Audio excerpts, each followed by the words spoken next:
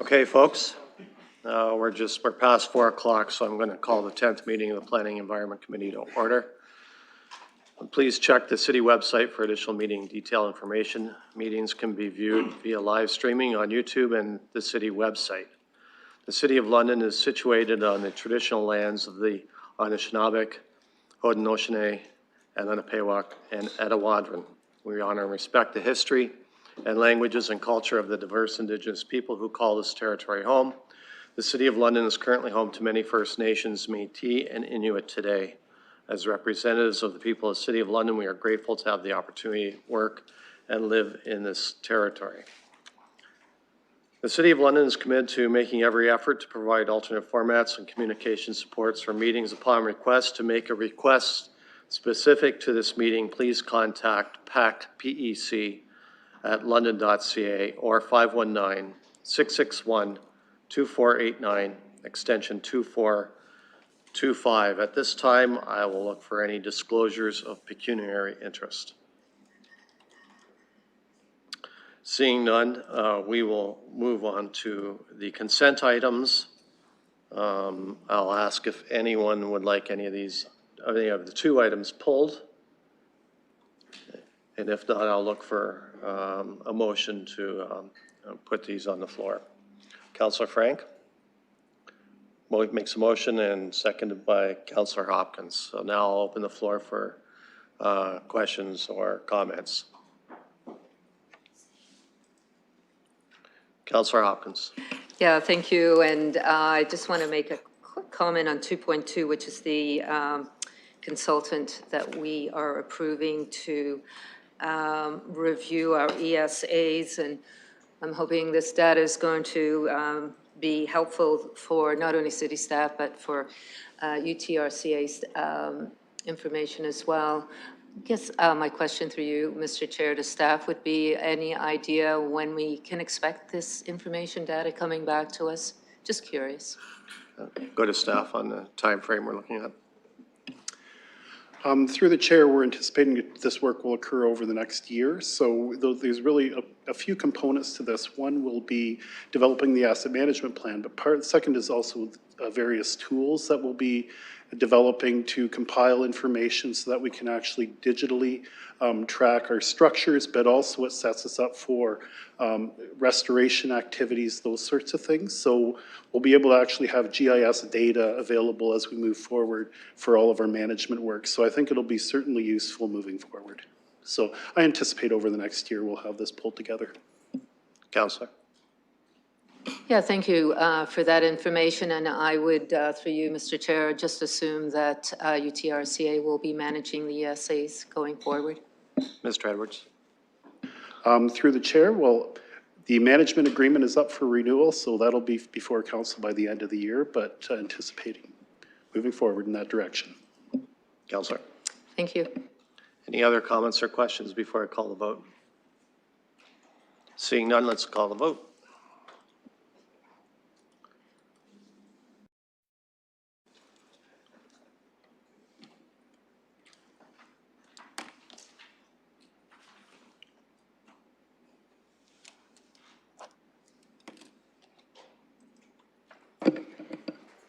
Closing the vote, the motion carries 6-0. Thank you. We'll now move on to scheduled items. First one being 3.1, which is a public participation meeting regarding 221 Queens Ave surface parking lot. I'll look for someone to move the opening to PPM. Councillor Hopkins, seconded by Councillor Frank, and I'll call that vote.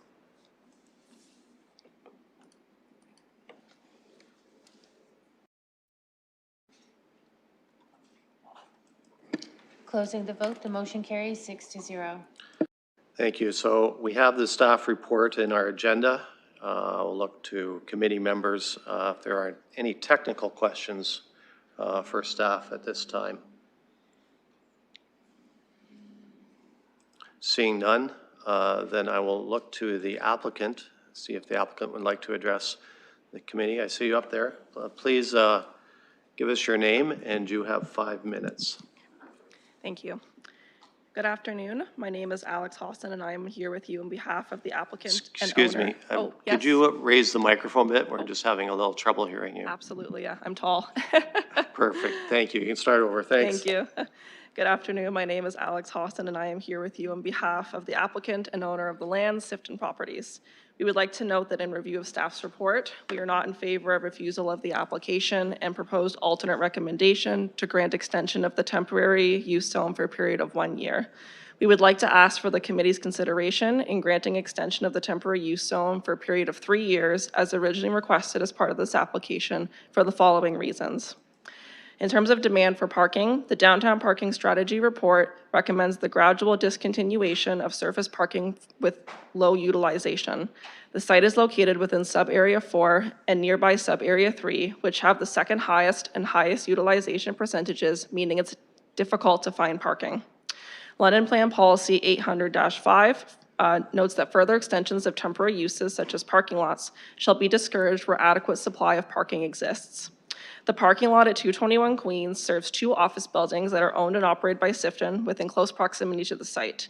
Of the 627 employees that operate out of those office buildings, only 38% currently have parking available to them either on site or at 221 Queens. While construction of the Phase 3 of the downtown loop of the BRT is anticipated for completion this year, it's important to note that full construction of all 3 approved loops is not anticipated till the end of 2027. It's important to note also that BRT, as well as existing LTC bus routes, will not and do not service all areas of the city limits, nor do they provide service to those who reside outside of the city and commute into our city for work or personal matters. Vehicular traffic will continue to account for 64% of traffic to the downtown by 2034, even after implementation of BRT and per the downtown parking strategy. It is critical that surface parking continue to be provided to keep commercial businesses in the downtown and to meet the needs of tenants. If tenant obligations are not upheld, we are at risk of seeing our downtown businesses seek more favorable terms and arrangements in suburban locations. In terms of the general application of temporary uses, granting a 3-year extension of temporary zoning would not establish a permanent use of these lands for parking. Sifton will be required to reapply for the extension of the temporary zone in 3 years' time, where staff and committee members would have an opportunity to reevaluate the proposal against policy and guideline documents, as well as existing conditions such as full implementation of BRT. In terms of redevelopment of the site, Sifton is not opposed to redevelopment of the lands, but the market conditions would need to be favorable. The size and irregular nature of the parcel does pose a challenge for development, as the lands are bound by One London Place to the east and existing commercial and retail to the west and south, which does leave little opportunity for land consolidation. Additional time and effort will likely be required to appropriately plan for redevelopment of the lands. It's important to note, and as identified in the downtown parking strategy, the redevelopment of surface parking will be considered a primary contributor to parking deficits. While underground parking has been identified in the staff report as an alternative parking arrangement through future infill development, this has not been researched or determined to be both possible and financially feasible. We ask the committee to consider reductions to temporary zoning to permit surface parking carefully, understanding the impact on parking availability and risk of losing downtown commercial businesses to suburban locations with more favorable arrangements. Thank you for your time and consideration of this request. I'm available for questions. Thank you. I'll go to any members of the public that would like to address the committee. Is anyone in the gallery, please let us know now. I'll ask the clerk if she has anyone online. Through the chair, there's no one online. Okay. Seeing that no one else wishes to address the committee, I'll look for the committee to close the PPM for a motion. Councillor Frank, seconded by Councillor Lewis. I'll call that vote.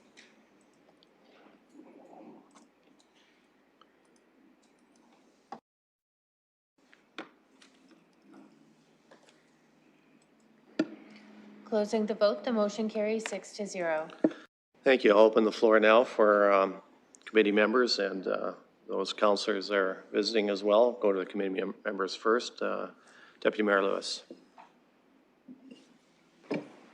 Thank you, Chair, and through you to frame our our discussion or debate moving forward, I'm going to put the staff recommendation on the floor, which includes the proposed alternate bylaw for the 1-year extension.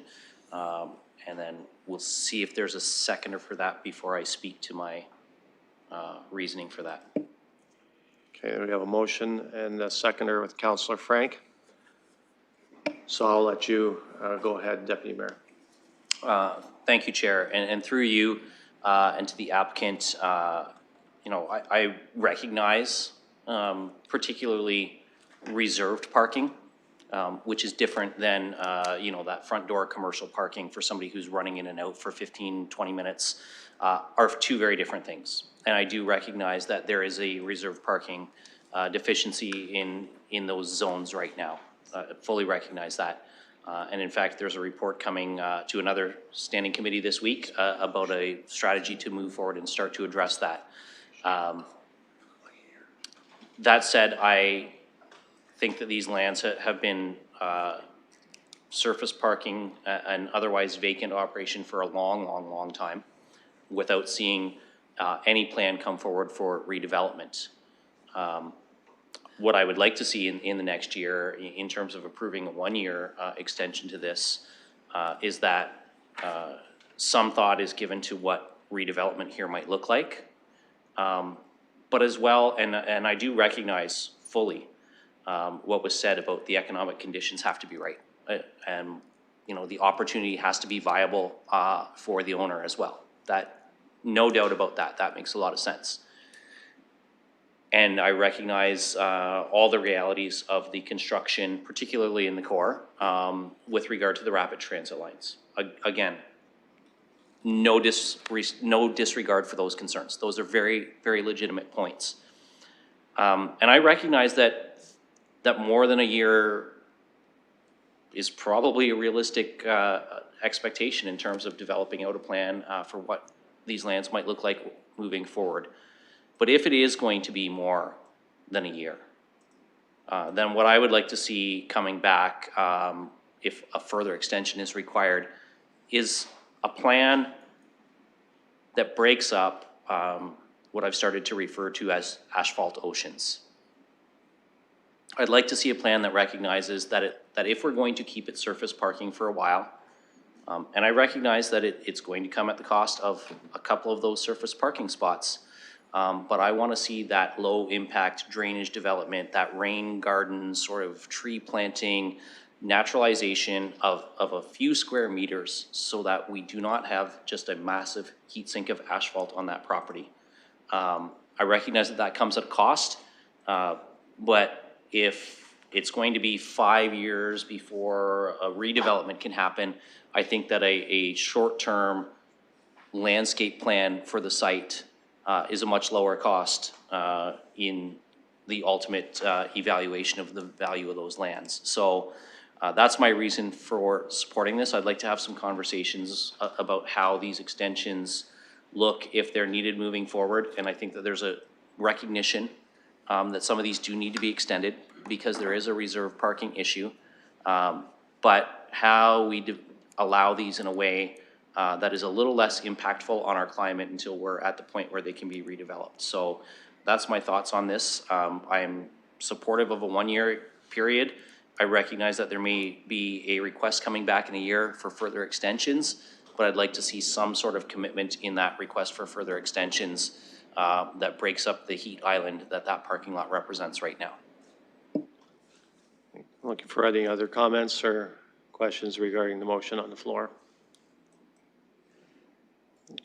Councillor Frank. Thank you. Yes, I had lots of thoughts about this one over the last week, whether or not I would support it or not. And to me, given the information we've been provided from staff and trying to meet our London Plan targets and our climate targets and everything else, I'm happy to see a refusal for a 3-year extension, given that this site has had 28 years of 3-year temporary extensions, and that no longer feels so temporary to me. So I do think that it is the right move towards trying to see what other uses this site can provide for the community and for downtown. I waffled on even extending it one more year, given that there has been so many extensions. And, you know, if you're in a rental agreement with somebody and at the end of 3 years, they can kick you out, that is a reality that happens. So that being said, I do think it's reasonable to offer one more year. And should this return in a year with another request, I personally won't be extending it. I do hear other colleagues might entertain that, but I think that for a lot of downtown, we need to see more people down there.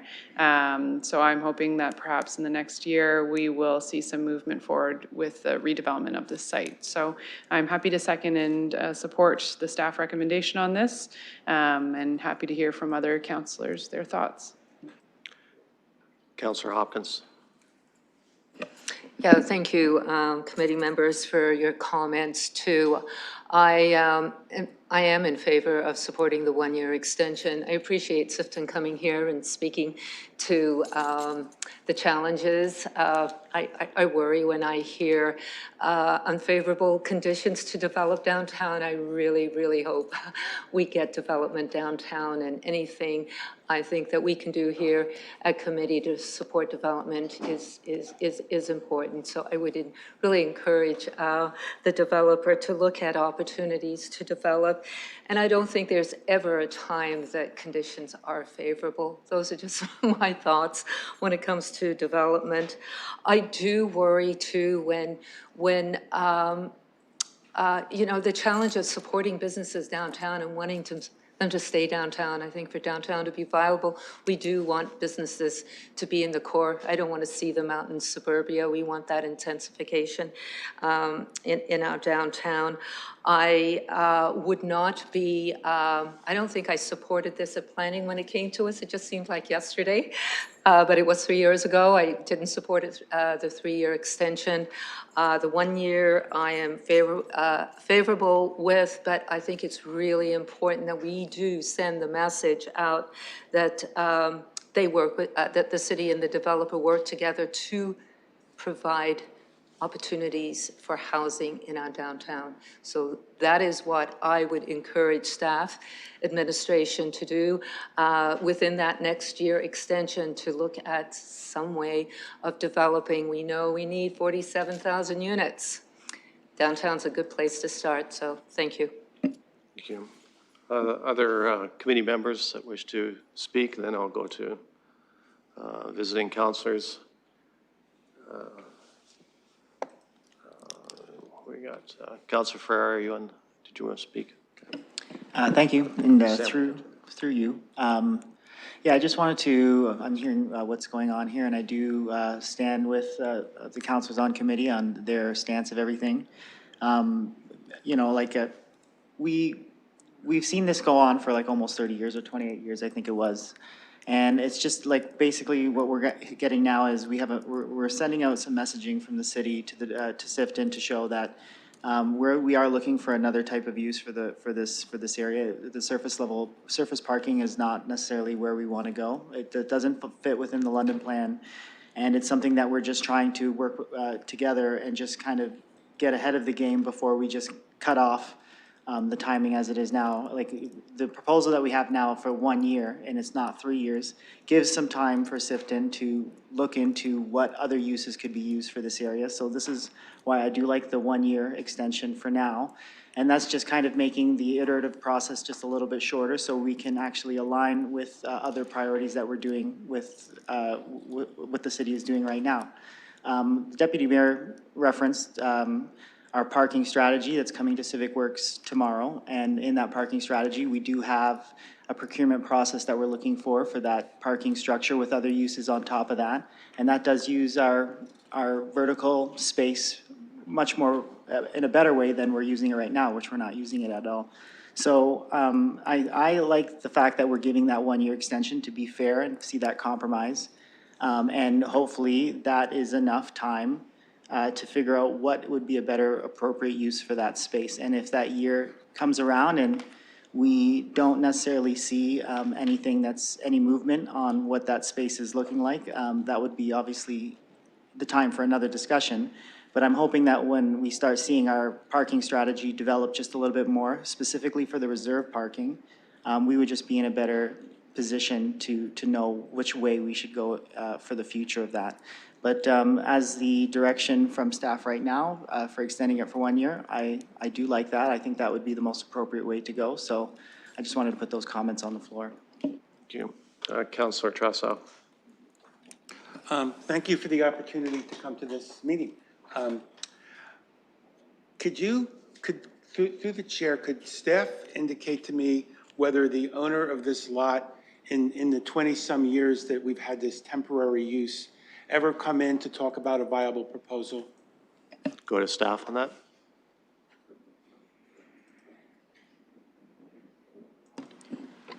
Through the chair, when I was writing the report, I did not see any previous discussion on any redevelopment of the lands. It's just been the temporary uses that have been coming back. Councillor. Through the chair again, I'm wondering about the economics of allowing the property not to be developed and just sort of sit there as a surface parking lot. Can you give me an estimate as to the revenues that the owner gets every year from this use? I'll go to staff. Through the chair, that might be a good question for the representative here from Sifton. I'll go to the applicant. There's a question there regarding revenue. Through the chair, I am not aware of the revenue that we would bring in from that lot. It is a key card access, so it's part of the, tenant rental, component that would go into the commercial property that they would occupy. Thank you. Thank you. Councillor. Through the chair, certainly a professional real estate operation like yours, one of the largest in the city, would be able to find that information based on your records. And I'm hoping when this comes to council, where we won't have the same opportunity to ask questions, we get that information, because I think it's important. Because I think if this is a viable economic plan to just sit on the property, we have to stop it. This is not temporary. When does it stop being temporary? This has been going on since the last century. And I am very skeptical myself of the 1-year extension. I just heard from staff that there's been absolutely, to your knowledge, and the applicant can correct me if we're wrong, there's been no effort on the part of the applicant to come in and put in a better use. And I just don't, I don't want to hear a year from now a request for another 1-year extension. I will be supporting the staff report at council, and I'm going to, as a compromise, not try to disturb the 1-year period. But you've got to move on this. This has been too long, and there are downside costs to the downtown and to the London taxpayers for leaving this property stay as a surface parking lot. And we've got to move on from that. And thank you very much. Thank you. Other comments or questions from Councillor Cuddy? Thank you, Chair, and thank you for allowing me to sit in this meeting, although I'm not a member of the Planning Committee. I would agree with the councillor, my colleague, who just said that it's been a long time that this property has been left with a single-use purpose. But I would also disagree with my colleague and suggest that this is a developer, this is an owner, property owner, who has developed much of the downtown. This is a highly reputable owner and developer, and I think it's rather unfair to suggest that they don't have other purposes for these properties. I think they do.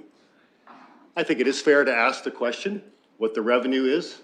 That's absolutely fair.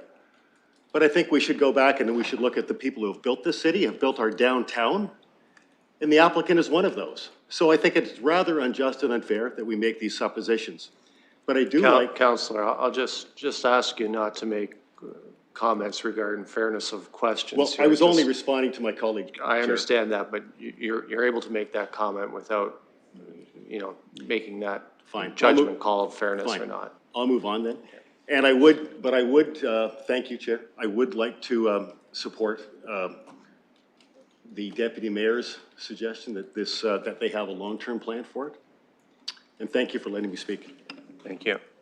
Other comments or questions from committee members or visiting councillors. If the committee would allow me just to make a few comments, I'll support the motion on the floor. But I'd just like to point out, it's providing parking right now for the 38% of the current staff that are working nearby, 65 spaces. So if those spaces were eliminated at some point, they would have to make alternative accommodation for their staff, which might be public transportation, or it might be other logistical movements. And my concern is that our bylaws encourage office concentration in our core.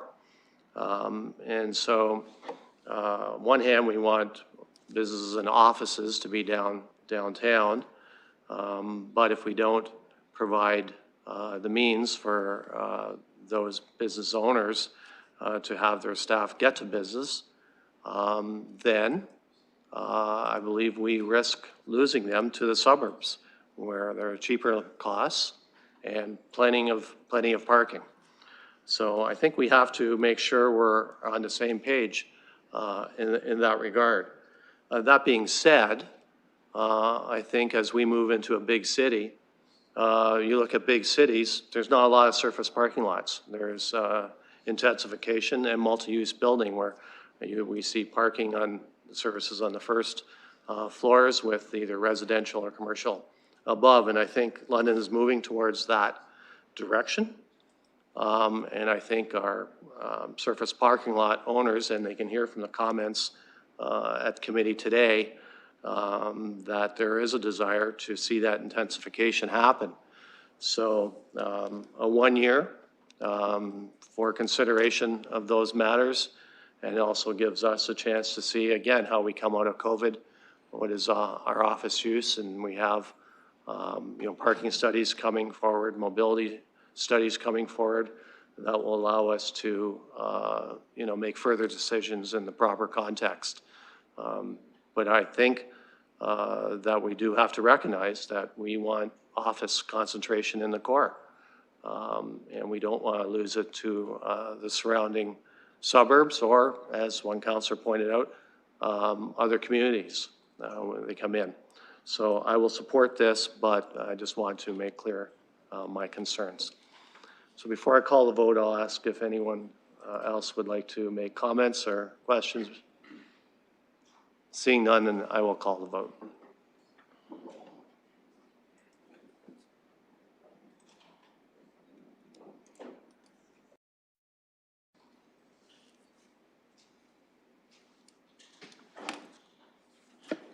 Closing the vote, the motion carries 6-0. Okay, we'll now move on to 3.2, which is a public participation meeting regarding our 5-year review of our community improvement plans and financial incentive programs. We have the staff report in front of us. However, at this time, I'd like to call on staff for a presentation of this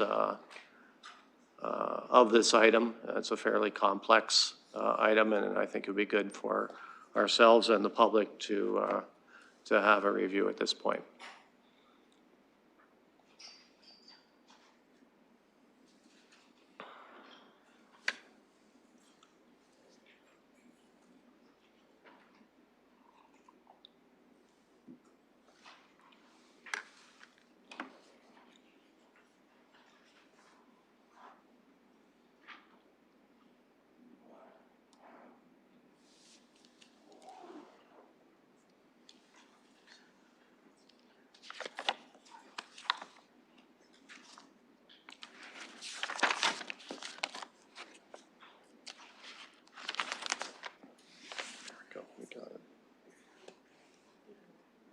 Oh, I apologize, folks. We got to open the PPM. Thank you. Councillor Hopkins, always a little too quick. So can I have a motion to open the PPM?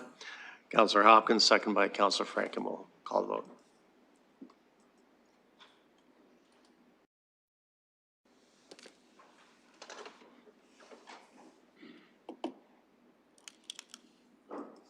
Closing the vote, the motion carries 6-0. And now I'll go to staff for that presentation.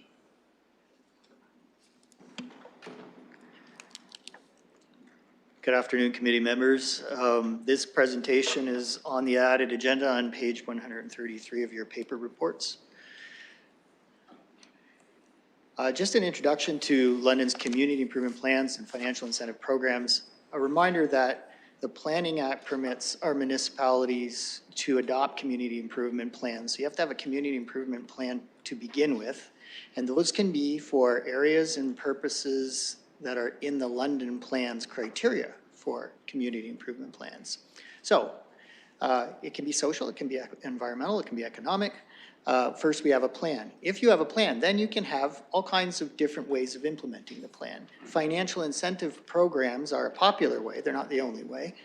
And the financial incentive programs are meant to encourage the private sector investment that implements community improvement goals and objectives that are cited in the plan. So it's a question of how can we ask the private sector to meet some of the objectives in our community improvement plan. So first you have plans, then you have programs. The City of London has 12 community improvement plans. Now, the Planning Act lets you have a community improvement plan for the whole community or for just parts of the community. We have 8 for specific parts of the community, and we have 4 that apply citywide. When we did the 5-year review, these are the questions that were posed in the terms of reference, which were adopted by council when we embarked on the 5-year review last year. I don't feel I need to read them all. They're there for the public record.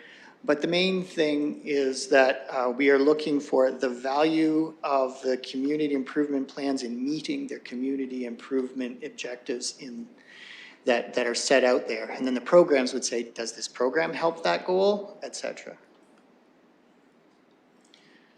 So right now we're nearly the end of the process. As you can see in the gold circle, we're in the review period. Today is the day that we put forth the recommendations that were tabled on May 23rd for all the public to be able to review. The recommendations we'll get into in a second there. There are 2 more steps, one council approval, and then after that, anything that requires a multi-year budget amendment would go to the multi-year budget process. Where did the recommendations come from? A variety of sources. We did through this project, our own research and analysis of how the different plans and programs were performing. We use staff expertise enterprise-wide from the financial area, from the planning area, from economic support and services, from other areas in the corporation. We had a robust community engagement process that involved virtual public meetings, a Get Involved webpage. We promoted the community improvement plan review through Facebook promotion and so forth. And finally, we did have specific meetings and presentations with a variety of different interest groups, those being the ones you see on the screen or in your report.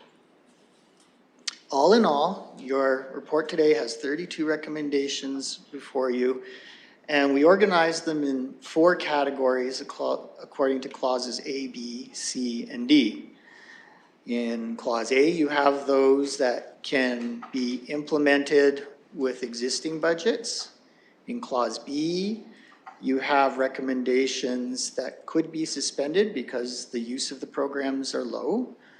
Clause C, we have a clause that encompasses those programs that have existing funding already that we would recommend you could continue.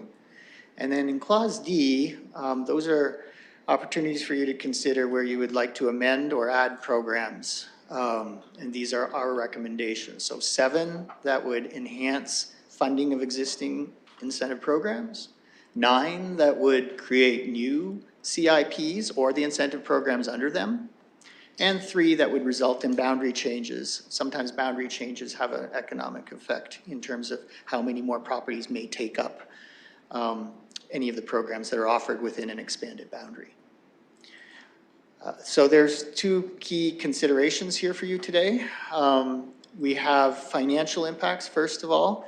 This pie chart that we offer you is to give you a breakdown of how many of the recommendations have a low financial impact according to the legend in your report, how many medium and how many high. So just under half are considered to have low financial impact by number. Each draft recommendation that you have in your report is a preliminary financial impact. If there are to be decisions tonight that have to be forwarded through multi-year business cases, that involves quite a bit of work from all parts of the staff to be able to give you good, more solid recommendations than the preliminary range that we're giving you tonight. So I just want to make sure that that's understood. We're prepared to do whatever you ask us to, of course. $7.6 million is only the conservative estimate of the total order of magnitude for the 19 recommendations in Clause D, i.e. the ones that would add to the budget. So that's the conservative end. And it's not just about money, it's also timing. Not all of the recommendations in your report today could be ready to go on January 1st when the current slate of community improvement plans and their incentives would be set to expire. Some of them require, months-long work if it's to do a new community improvement plan, for example. And there are many of those in there. So just the same way that we broke down the pie chart for finance, we have here in the timing impacts. About 20 of them could be done with our conservative estimate by 2025, but there's some that might take as long as 2027 to implement. This is just a preliminary idea of how much time it would take to implement the 32 recommendations that you have. So, as I said, the next steps are after today to go to council and see what council says, and then finally we would look to you for your approved list of recommendations that we would have to get ready to prepare business cases for in the multi-year budget. Thank you. Thank you. Any questions of a technical nature right now for staff? Obviously, we will be going into discussion after our PPM, so you won't lose the opportunity. Okay, I'll open the floor now to public for comments on this.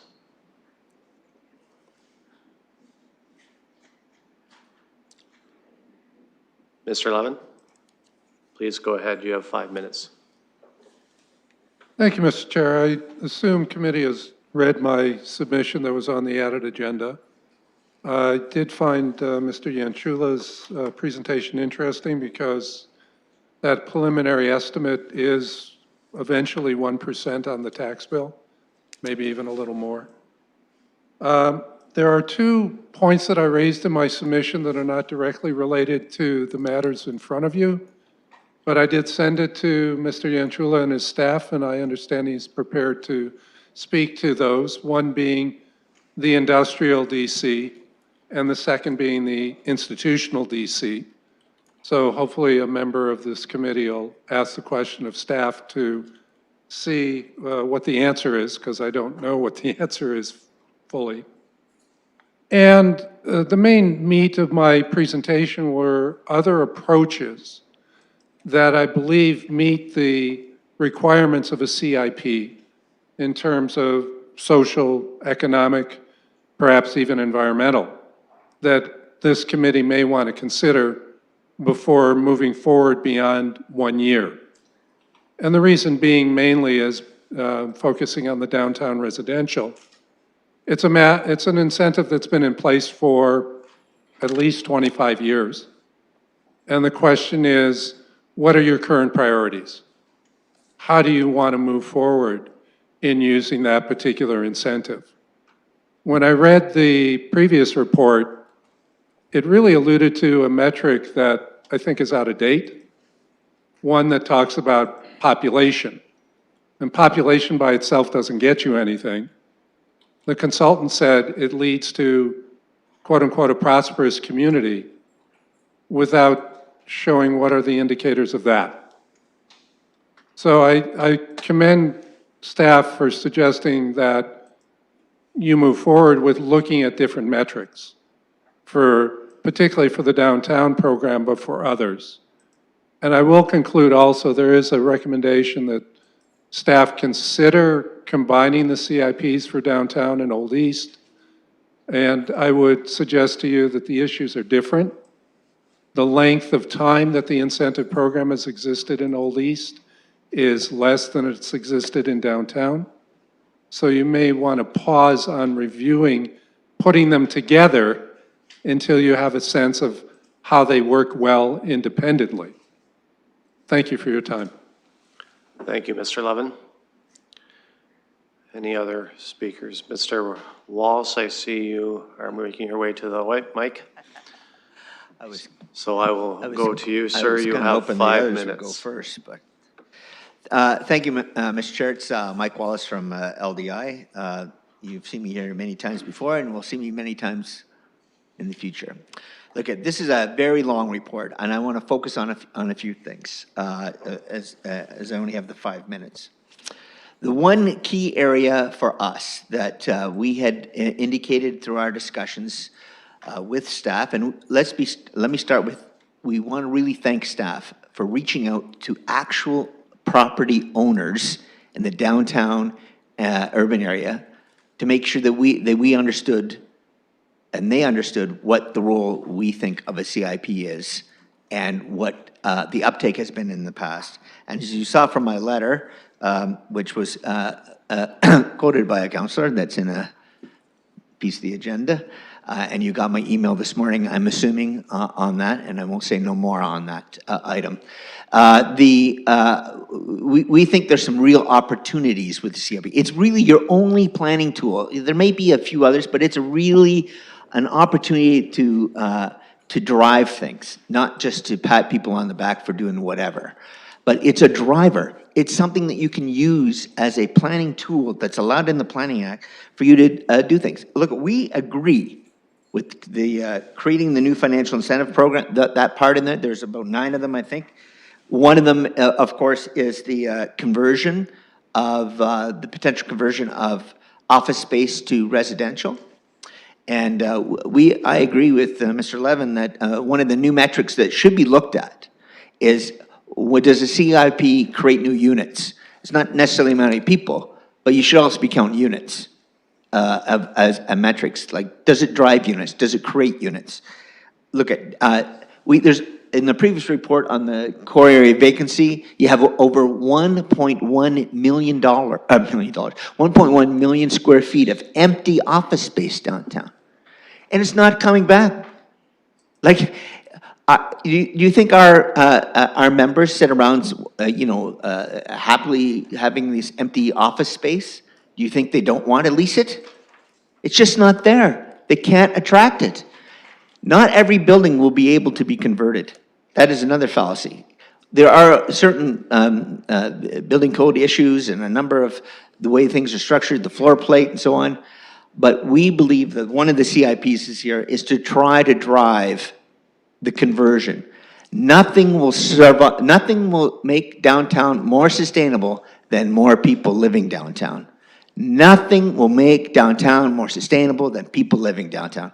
I have personal experience with a community that I lived in where you could shoot a cannon down the main street when we first moved in there.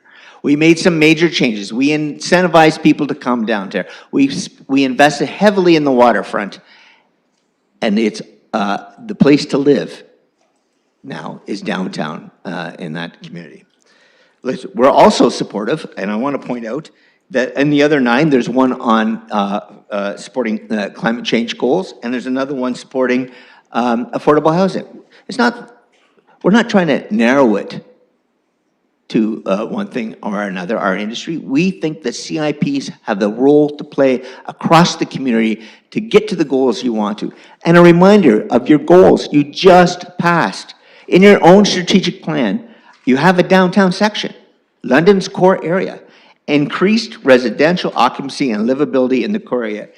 A, that was your expected result, and A, develop programs to encourage commercial conversions and new housing development. Right in your freshly printed strategic plan that this council passed. Look, we believe there's real opportunity. We appreciate the staff's report. It's long. I could be up here for an hour talking about each of the different programs that we think have potential. We want to work with staff to make things happen. We want to work with you as a council to make sure that we achieve the London that you have in your vision and your strategic plan, and the vision that every citizen has, and that this is a program that is available to you. Let's be frank, the province is 30 changing. seconds. Yeah, the province has not given you any more tools. In fact, they've limited a bunch of tools. Here is a tool you need to use. Jump on board and use it and make a difference and drive the development that you need to see in this community. Thank you. Thank you. I see a lady up in the top right. Please give us your name, and you have 5 minutes. My name is, can you hear me? Yep. I can hear you. Okay, Is there a good. way to adjust the mic so you don't have to dangerously lean into that? I know, I'm short. That's fine. Okay, so my name is Darlene Bellarose. I am a resident, and I also work for a nonprofit housing provider. And I have to say, I agree with the last gentleman that just spoke about using the community improvement plans to increase residential units downtown. I've been around for a long time, and some of the old timers will know that I've been arguing about that, increasing residential units downtown for a number of years. I think it's vital for this community, for any community, to have a vibrant residential section in the downtown. That is your driver. So if you beef up your community improvement plan to arrange for those conversions. However, when these conversions happen, these are all going to be high-end units, and we still have a strong crisis in affordable housing in the city. So, this affordable housing community improvement plan, I'd like to see a little bit more resources going towards that. And maybe a little less going towards some of the underperforming areas in this plan. I've taken a look at the plan, and it does say that there are some areas in some of the community improvement plans where people are not, business owners and landowners aren't picking it up very quickly.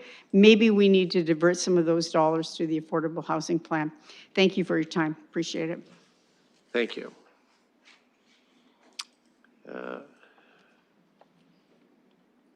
Hello? Hello. Please give us your name, and you have 5 minutes. So I'm Barb Malley, and I'm the Executive Director of Downtown London's BIA. Downtown London has worked side by side with city staff in providing recommendations and input and feedback for this current 5-year review for the CIP. That said, we're very pleased to be here and to provide additional feedback.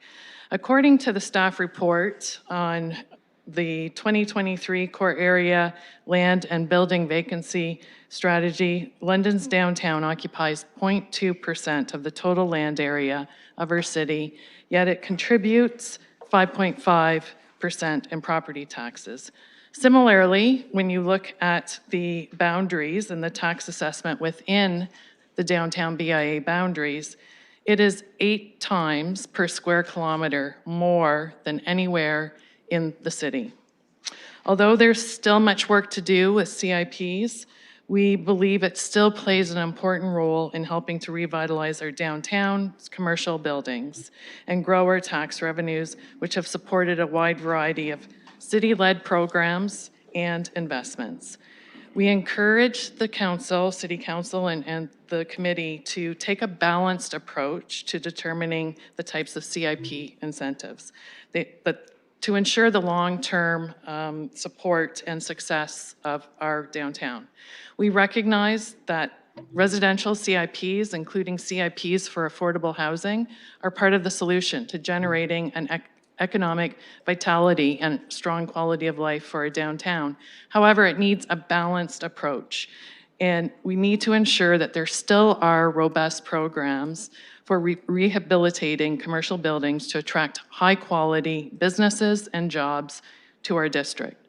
A strengthened residential footprint symbiotically supports a thriving street-level commercial presence, just as a commercial presence acts as an attractor to continued residential investment.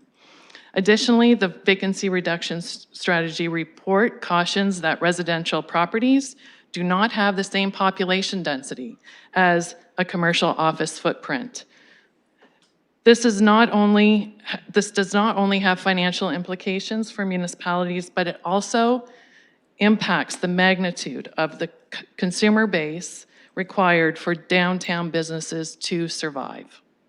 We strongly recommend that City Council support longer-term and strategic investments in downtown with a dedicated downtown renewal office at City Hall that is solely focused on downtown revitalization and creating a strategy for downtown to be successful.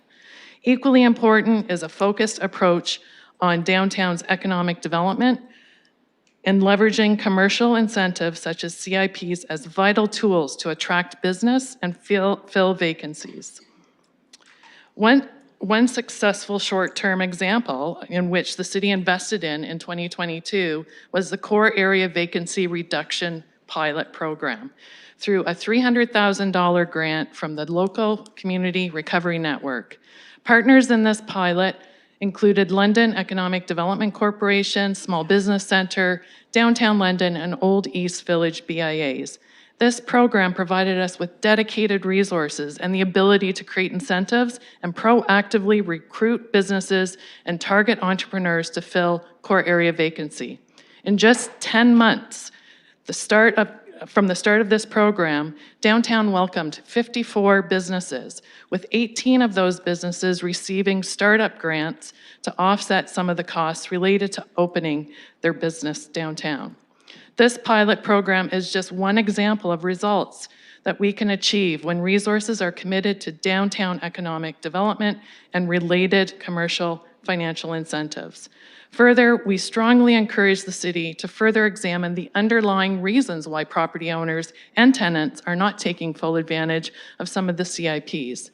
Often what we hear from our members and new businesses is that they lack awareness of some of these CIP initiatives. We also have heard from some tenants that certain incentives require their landlord to apply for them. 30 seconds. Often landlords are not willing to apply for some of these incentives due to criteria that is unfavorable. For example, if the incentive is an interest-free loan, then a lien on the title of the owner's property is applied, which is considered unfavorable. Downtown remains ready and eager to work with the City of London to strike a balance approach to CIP incentives aimed to increase commercial and residential intensification, revitalize downtown, and ensure we achieve our mutual priorities and goals. Thank you. Thank you. Any others that would like to address the committee in the gallery? Please give us your name, and you have 5 minutes. Hello, Kristen Duver, London Chamber of Commerce. I would like to echo my support for Barb Malley and Downtown London. I'm sure you got our letter as well as our support for Main Street London, which had similar content in it. But we would just like to say that we very much support and recognize the value of the CIPs for residential. However, we would urge council not to forget commercial and business in this. The London Chamber of Commerce, or if there were to be an expansion of a program such as the Core Downtown Vacancy Program or something similar, we have resources, we have connections within the city to help promote that, and we would be pleased to aid the city in whatever we can do in getting the word out about these programs to help bring more businesses to our downtown core. Thank you. Thank you. Please, ma'am, please give us your name, and you have 5 minutes. Hi, my name is Julie Ryan, and today I'm representing Indwell. Indwell is a charity that creates supportive and affordable housing, and we are also part of the Vision Soho Alliance, redeveloping the Old Victoria Hospital grounds. I don't speak for the Alliance today. However, I would like to point out that the 6 nonprofit housing developers of the Alliance collectively operate over 1,200 housing units in London. So nonprofit developers are crucial to solving London's housing crisis. As you review the community improvement plans, I want to share Indwell's experience in London. We are Ontario's largest developer of new affordable supportive housing, and we've been very careful to ensure that all of our developments are sustainable. Our business plans for each building must balance operating costs with revenue. Because our rents are deeply affordable, about $570 a month for a one-bedroom, and because we provide on-site staff to support our tenant rents do not cover our operating costs. We're able to find operational funding from both governmental sources and through significant fundraising from the community. We also have to limit how much debt we can take on. This means that loan programs are far less useful to us than grants or waived fees, and loan programs are the backbone of the nonprofit CIP. Here are 4 other policies that would encourage us to develop more affordable housing in London. The first is guaranteeing the full $45,000 per unit as described in the city's Roadmap to 3,000 plan. And this includes both waiving development fees and a $20,000 per unit grant. This is not only great for developing a pro forma that we can count on, it helps us leverage other dollars from provincial and federal sources. Secondly, waiving all application fees and securities such as for site plan and external works. We just don't have a lot of extra money to have held by the city for long periods of time. We also encourage you to prioritize affordable housing in the planning process. Delays cost us a lot of money, and we don't have those funds to hold on to properties for years at a time while we wait for approvals. Finally, accessing land is another significant financial obstacle, which could be remedied through prioritization of obtaining adequate zoning permissions for affordable and supportive housing. Alongside the city's municipal comprehensive review, like Rethink Zoning, of land use and zoning, Indwell recognizes the potential of employment land conversions within underutilized industrial, commercial, and mixed-use areas. So thank you to the Planning Committee for all that you do to make our city more sustainable, more accessible, and stronger. And thank you to Indwell for great work that you do here in London. Any other, go ahead, ma'am. You have 5 minutes. Please give us your name. Okay, thank you. I'm Sister Joan Atkinson, and I come here wearing many hats. One is just as a citizen in the city that cares deeply about the housing crisis and the hundreds and hundreds of people that are sleeping along the rivers and in really uncared, sheltered places. I also come as a sister of St. Joseph. I know that our reputation is long and deep in the history of London, and we have cared for people on the edges of the community as well as people at the very top of the community. And our mission, particularly now, is our concern about the hundreds of vulnerable people who simply cannot afford a roof over their heads. Whether they are ill, whether they are working, whether they have young families, whatever, there just is not adequate housing.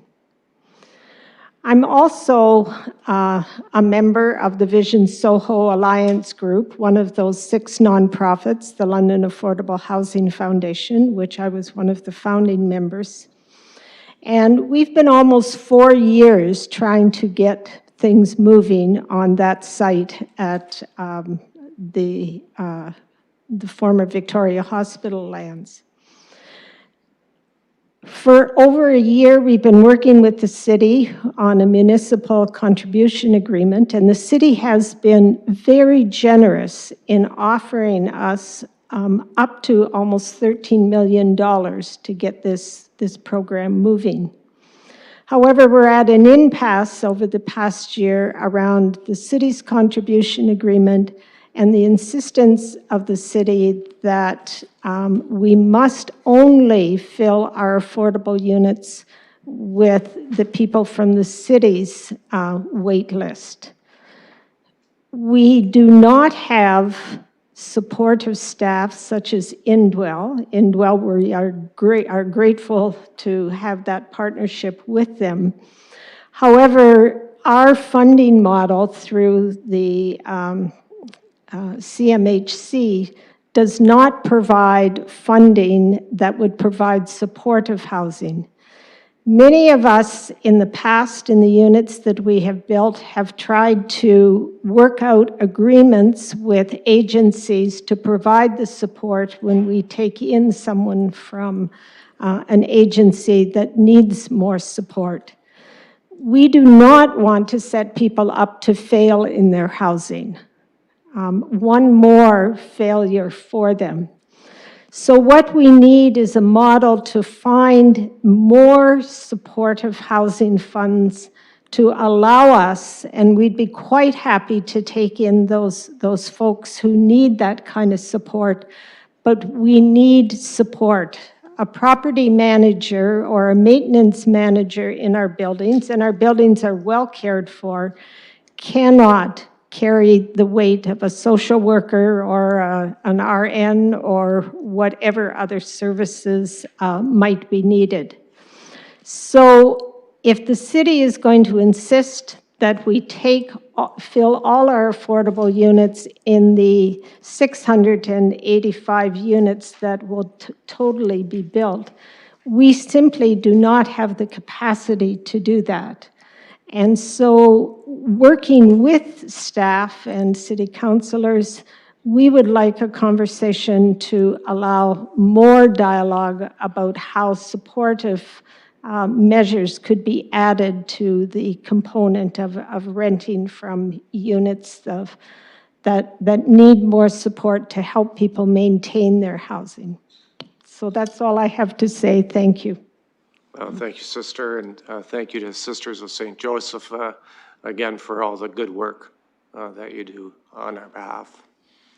Any other folks that would like to address the committee in the gallery? I'll ask Clerk if there's anyone online. Jen Pastorius. Ms. Pastorius, please go ahead. You have 5 minutes. Thank you very much. Thank you for allowing me to speak today. The Oldies Village BIA is supportive of continuing and enhancing the current incentive suite as noted in C1 in the report. The financial incentives have been consistent support for area revitalization, and we require enhancements in order to entice small businesses back to Dundas Commercial Corridor. Bringing businesses back will reduce vacancy, bring vibrancy, and enhance walkability to the commercial district and the adjacent residential communities. We support increased incentives for above ground level residential and commercial investment D3. However, ground level vacancy in OEV is devastatingly obvious and will require similar grant portions, no less than 50%, to motivate investment on our ground floors. We are encouraged by D13, which provides tenants with access to up to $5,000 upgrade interior and exterior improvements relevant to their business. Many spaces may require some significant aesthetic improvements in order to be rent ready. Therefore, property owners, new businesses, and eligible areas can all benefit from this investment. As the first community in London to actively work to bring housing affordability to Dundas through the late 2000s Convert to Rent program, we are also supportive of the CIP mechanisms that provide more equitable access to affordable housing across the city and in high-rise development. We also support an ongoing review of the core area CIP in relation to the core area strategy component of the City of London strategic plan and vacancy reduction. Financial incentive uptake in OEV really began to take hold in 2006, at the time when interest rates were high, 5.8%. In order to adequately incentivize property owners to invest in upgrading their buildings, interior and exterior grant portions of the upgrade to building code and facade improvement grants were 50%. The vacancy rate was 26%. Today, the OEC vacancy, according to the vacancy reduction report, is 24%, with a large number of buildings requiring significant upgrades to bring them to rentability. OEV buildings in the past have benefited from these incentives because if not for the City of London incentive programs in the 2010s, Aeolian Hall, the Palace Theatre, the London Clay Arts Centre, now known as Clayworks, the London Western Fair Market, and others would not have been restored to the glory and enjoyment of Londoners that they are today. The huge challenge we face is that the cost of borrowing and materials are at an all-time high.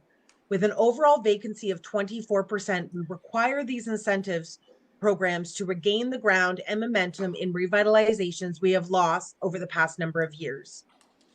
Since 2020.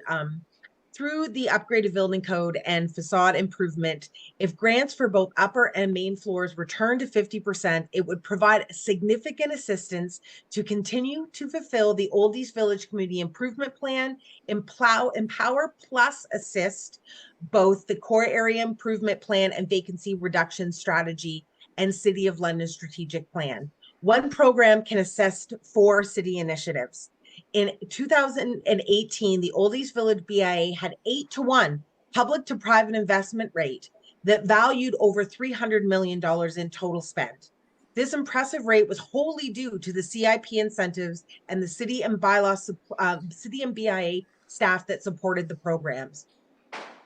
Yes, the City of London incentive programs cost, but the return on investment is rentable and attractive spaces in which businesses improve and occupy and therefore pay increased property taxes, which replenish the base.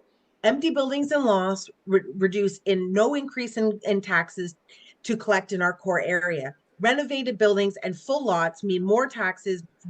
Full lots meaning development, mean more taxes, busy core area streets, more things for residents to enjoy, small business commerce, and employment growth opportunities. The Old East Village BIA would like to thank the city for the work you've done. We were able to contribute to this report and also the daily work on the incentive programs for our business communities and property owners.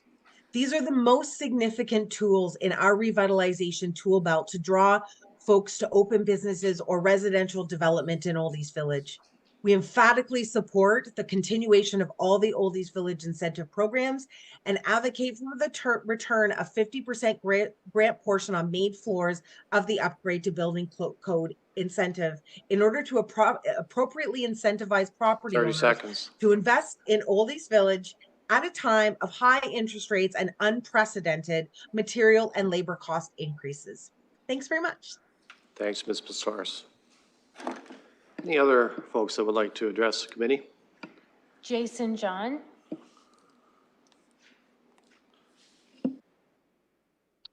Hello. Mr. John, please go ahead. You have 5 minutes. Okay. My name is Jason Allen John, and I come from an organization called Partner Housing. And what we're looking to do is to help individuals and create more affordable housing. We're working mainly out of Toronto, but we also have a project in London on Wonderland Road that we're trying to develop and bring to, which is 19 townhomes that we're looking to bring them develop as affordable housing. We believe that the community improvement plan with the funds associated can help organizations like ourselves build more affordable housing. What we're looking to do is to partner with residents and also other non-for-profits or charities that are looking to build affordable housing by wrapping them around with support with planning, architectural design, and also working with the municipality and the federal government to figure out creative ways to get more housing completed. And the support that comes from the municipalities will allow us to do more and create more affordable housing for the citizens.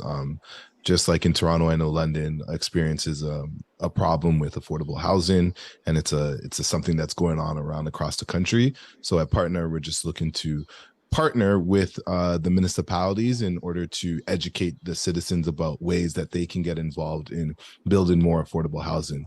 We believe that it's a solution that should not be just left over to the governments, that citizens and individuals should take advantage of the opportunities that they have, whether it's using their excess land or potentially contributing through financial ways in order to build more affordable housing.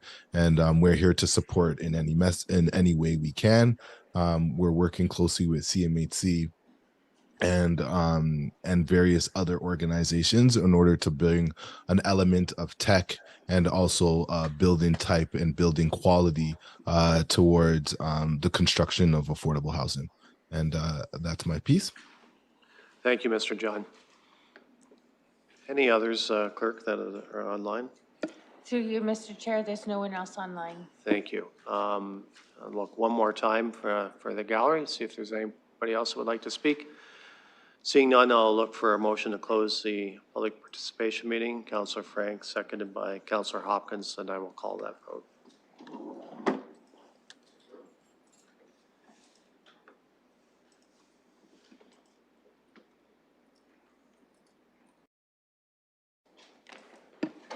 Closing the vote, the motion carries 6-0.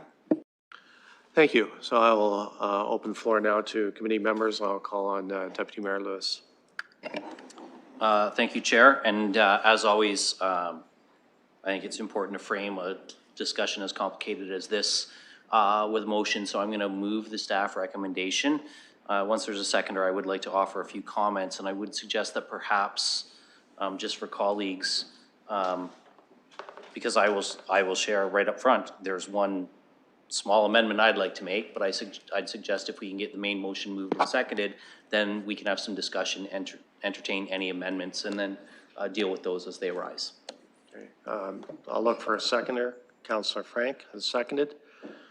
So I'll go back to you, Deputy Mayor. You can lead us off. Thank you, Chair. I think it's really important to start with a little perspective on this being a 5-year review.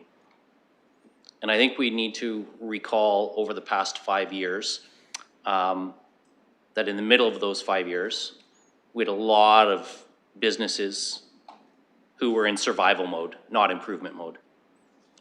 We had 2 years of restrictions and limitations around the COVID pandemic that really threatened the viability of a lot of businesses. And whether it was through the London Community Recovery Network assistance, whether it was through accessing some CIPs, I gotta say, I think London did pretty well in keeping a lot of businesses afloat and viable at a time when many were failing around not just the region, but the whole country. So when we talk about the uptake of programs, or perhaps the sense that maybe these haven't had as much uptake as we had hoped, I think it's important that we remember that perspective of what the last 5 years have been. That said, I would fundamentally agree with some of the comments we heard from the gallery about the importance of doing a better job of communicating the opportunities. I noticed some changes in here as well that reflect that some of these can be accessed by the tenant and not the owner. Obviously, in some cases where you're talking about building changes, there's still owner participation required, but I think there's some steps being taken in the right area here. I'm also going to just say to staff, I really appreciate in this report and in some of these recommendations, we're seeing a bit of an equalization of our different BIA area CIPs. I think it's very important. I know it's true in my ward. I think Councillor McAllister might have something to say about the Hamilton Road BIA as well. But we have security issues too, and the ability to, the recommendation to extend the safety audit to those BIAs, I'm glad to see that that's included in this report. I also think it's really important to just share a couple of comments in relation to what we heard from some of the public presenters, particularly around residential accommodation and affordable housing. I think it's important to really recognize that affordable housing is never going to be, never going to work pro forma on an entire building for a private sector developer. They are just not going to return enough profits over time to pay off the amortization period on a project where they are financing. You know, the idea that's out there with some members of the public that these developers have swimming pools full of $20 bills in their basement and they're just rolling around in them at night. It's simply not true. Buildings are built, buildings are renovated and converted based on financing models that are put in place with various lenders. Mr. Wallace made an excellent point. It's absolutely false to imagine that every building that has some vacancy in the core can be converted to residential as well. But I do agree with the importance of building on programs around residential development and conversion, and that's why I'm very supportive of some of the recommendations in this report coming from the previous report we received at SPPC around the core area vacancy. Because it is important that whether it's Ms. Melly's businesses in the Downtown London Business Association or Ms. Pistorius's in OEV or out in Argyle, you need customers for businesses to thrive. Whether that's a restaurant, a clothing shop, particularly in the era of online shopping and to your door delivery, if you don't have a customer base that's within a reasonable geographic distance of your business, it's that much harder to attract those customers than it used to be. So for all of those reasons, I think this is a really good report. I think there are things that we can do in terms of affordable housing, but even as we heard Sister Joan say, and as we heard Ms. Ryan say from Indwell as well, the staffing, the supportive piece, that's not going to happen even in their funding models without generous fundraising donors and without government dollars. So it's certainly not going to happen in a private sector building because they're already in the red. And private sector developers don't build to lose money. At the end of the day, it's an investment for them. It's an investment that often takes 25 or 30 years to pay off, but it is nonetheless an investment that they eventually want to see the amortization and start making a profit on. So we've got to be very cautious about what CIPs will realistically deliver on the affordable side. But the important thing is that we have CIPs that deliver, whether it's on building code improvements or whether it's on conversions, that we have CIPs that are delivering on the creation of residential units, period. Whether they're high-end market rent, whether they're middle-of-the-road market rent, or whether they're a more affordable space. And by the way, geography will dictate affordability to some degree as well. Yes, a 35-story tower in the downtown is going to have lots of higher-end market rent, whereas a 3 or 4 story conversion in Old East Village is going to naturally have a lower rent because that's what the immediate geographic market will bear as well. But we need all sorts of housing inventory, just as we need to continue to ensure that if we're going to have those ground floor commercial spaces in particular, that we have good customer bases for them to survive as well, and that they are attractive. We hear all the time from constituents, I certainly do, I don't go downtown for anything. It's ugly, it's not safe, it's whatever the line is. It's the perception that downtown is not a welcoming place. So these CIPs, and I said downtown, I should have said core area. Sorry, because it's not just the downtown, it is also Midtown and OEV. These CIPs are really, really important to those areas, but they're important in Lambeth. They're important in the Hamilton Road corridor, and they're important in Argyle too, because they are supporting the changing the guard, as it were, in terms of the physical plant in which commercial, whether that's office or retail, and residential mix and combine in our communities. So I think this is a really good report. As I said, I do have a couple of minor amendments I'd like to see too, but I'm gonna let others speak first, and then I'll circle back around to a couple of the changes that I might like to see and see if there's any support for those. Thank you. I'll go to any others that would like to speak. Councillor Frank. Thank you. Yes, I have a couple questions. I was hoping to hear from staff if they had some of the answers for Mr. Levin's comments that he made earlier about industrial and the institutional DC incentive. I was just hoping to hear from them regarding that. I'll go to staff on the questions raised by Mr. Levin. Through the chair, we have from our finance group, Alan Dunbar, that can speak to some of those questions related to the financing of those elements. He's online. Ms. Dunbar? Good evening through the chair. I would like to address first there's a question about institutional DCs, and Mr. Levin brought up the point that there is money that is dedicated to the institutional DC as a contribution to the reserve fund. And he is correct that the institutional DC has been exempt by the provincial government. So the institutions are no longer paying DCs. We have been using that. The contribution has gone into the reserve fund, but then has been redirected and shared with the other DC incentive reserve funds for the last couple of years, especially the industrial DC reserve fund that has had a lot of demands for the last few years. And actually, his question is very timely because we're in the process of consolidating the contributions to the reserve funds for all the DC and reserve funds, and you should be seeing a report to council probably before the end of the summer to be discussing that. And the other part of Mr. Levin's question had to do with where did it go?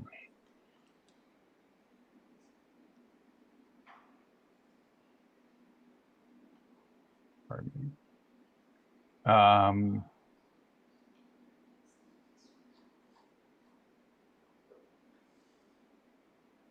The industrial side of the DC event. When was it? The incentive program.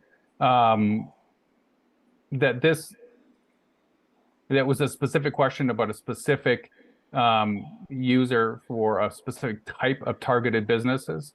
And actually, I would like to direct this one back to Jim Anchula because I believe that he had a response already for that one. Mr. Anchula.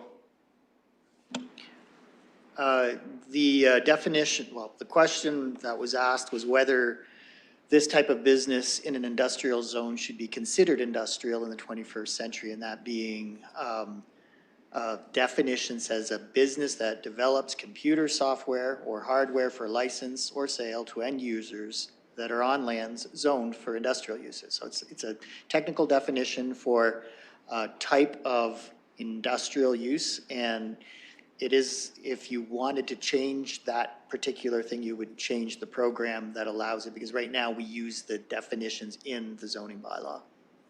Okay. Councillor?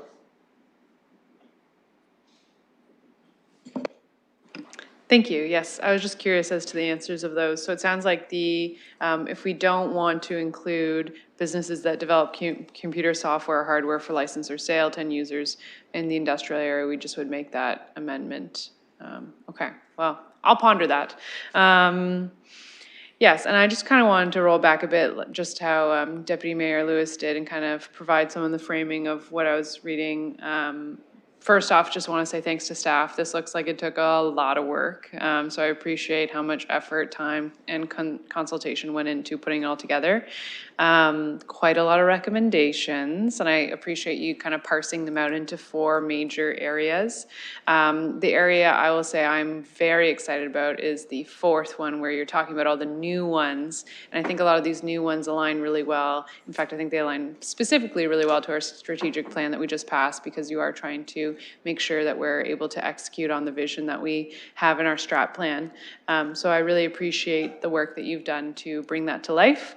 And I hope that this committee and then further on council will support moving forward with the development of those potentially new CIPs. As was circulated both on the agenda and around to committee, I did have an amendment I was hoping to seek. And I wanted to frame it a little bit further. So I see a lot of the work that we've done. We've spent about 100 million over the last 5 years, although again, some of that is kind of committed and it's going to take 10 years to pay out. And there's lots of different mechanisms and lots of different budgetary areas that's coming from. But overall, we have allocated about 100 million over 5 years through these community improvement plans.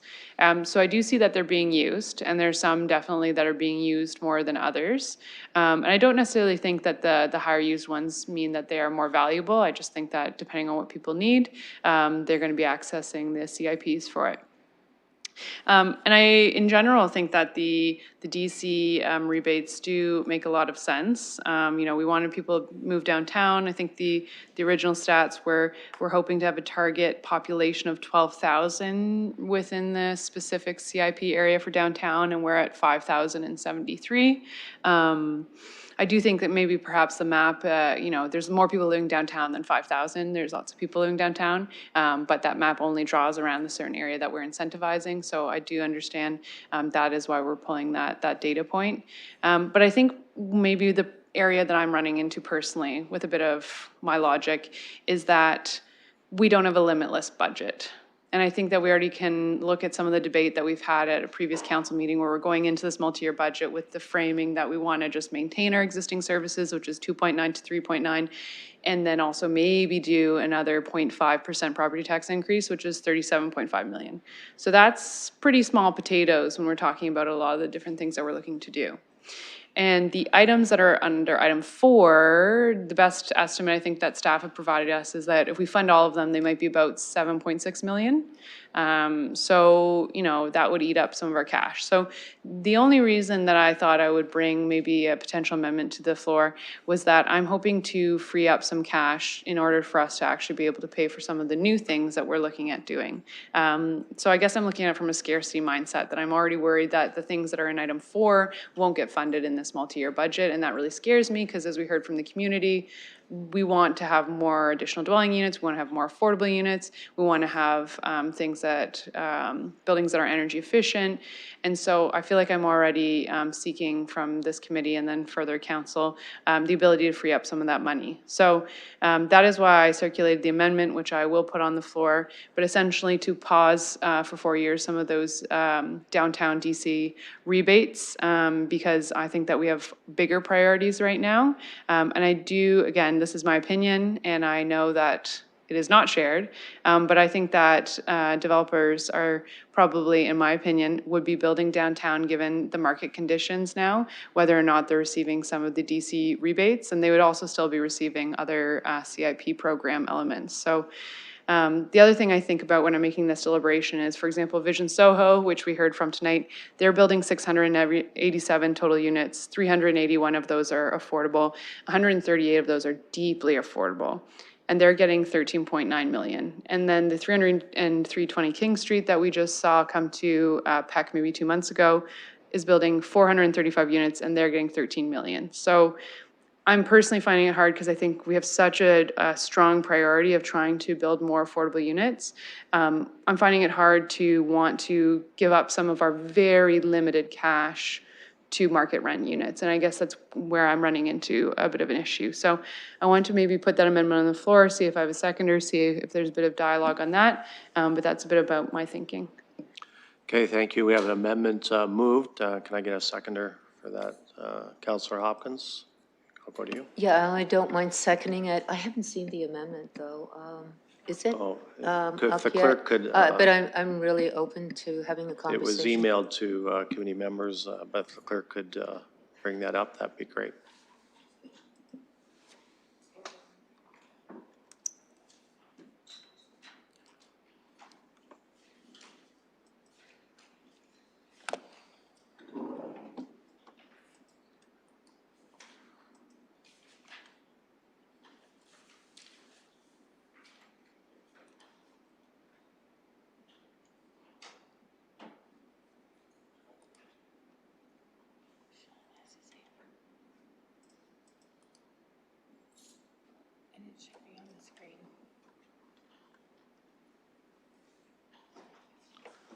So if you refresh your screens, we'll see the amendment at the bottom there.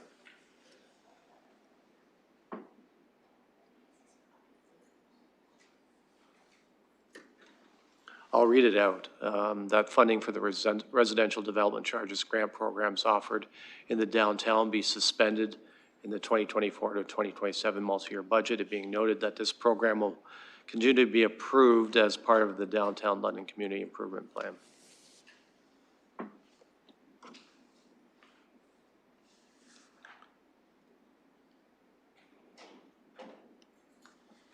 So Councillor, are you okay to second that motion? Okay.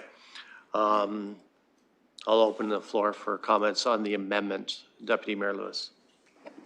Thank you, Chair. So I won't be supporting the amendment. And I alluded to the reason why in my earlier comments. If we are not building residential units downtown at all, then we are going to get 0 affordable units, because there will be no new units being created, let alone any affordable ones. We do have cranes in the sky, and that is a positive thing.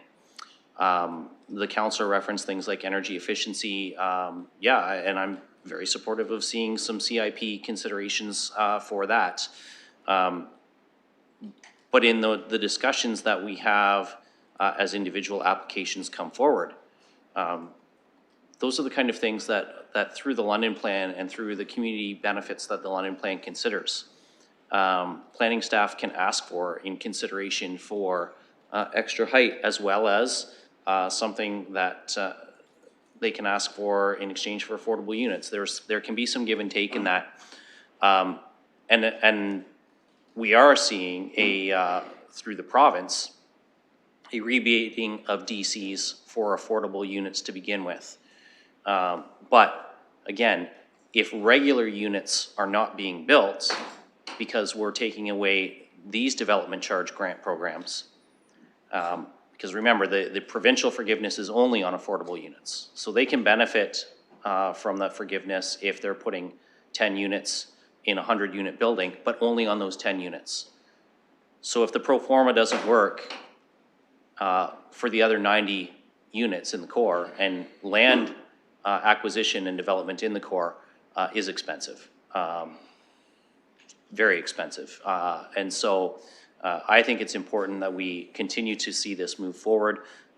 You know, as we've seen, Youth Opportunity Unlimited has in fact a not-for-profit and affordable housing provider specifically that work with youth has benefited from this program. I think we will see others that will take advantage of this as well. I would like to see more uptake than it has had, yes. But that comes back to what I referenced in my earlier comments. We've got to consider the framing of the last 5 years, the ability for businesses to access these in the first place. I think it's really important that we keep the downtown residential development charges grant programs in place, because yes, we want more affordable units, but we want all units. We want units across all price points. 47,000 units of housing in our goal to meet the province's ask. It's not going to be 47,000 units of affordable housing. And to get some of those units at market in the downtown, we are going to have to continue to incentivize these programs. And I say not only on the residential development charges grant alone, but that's why we're going to have to incentivize conversions as well on the buildings whose floor plates are amenable to that. So I won't be supporting this. I understand the councillor's desire to see an increase in support for affordable, but to me, it's not just the affordable, it's the increase in all residential.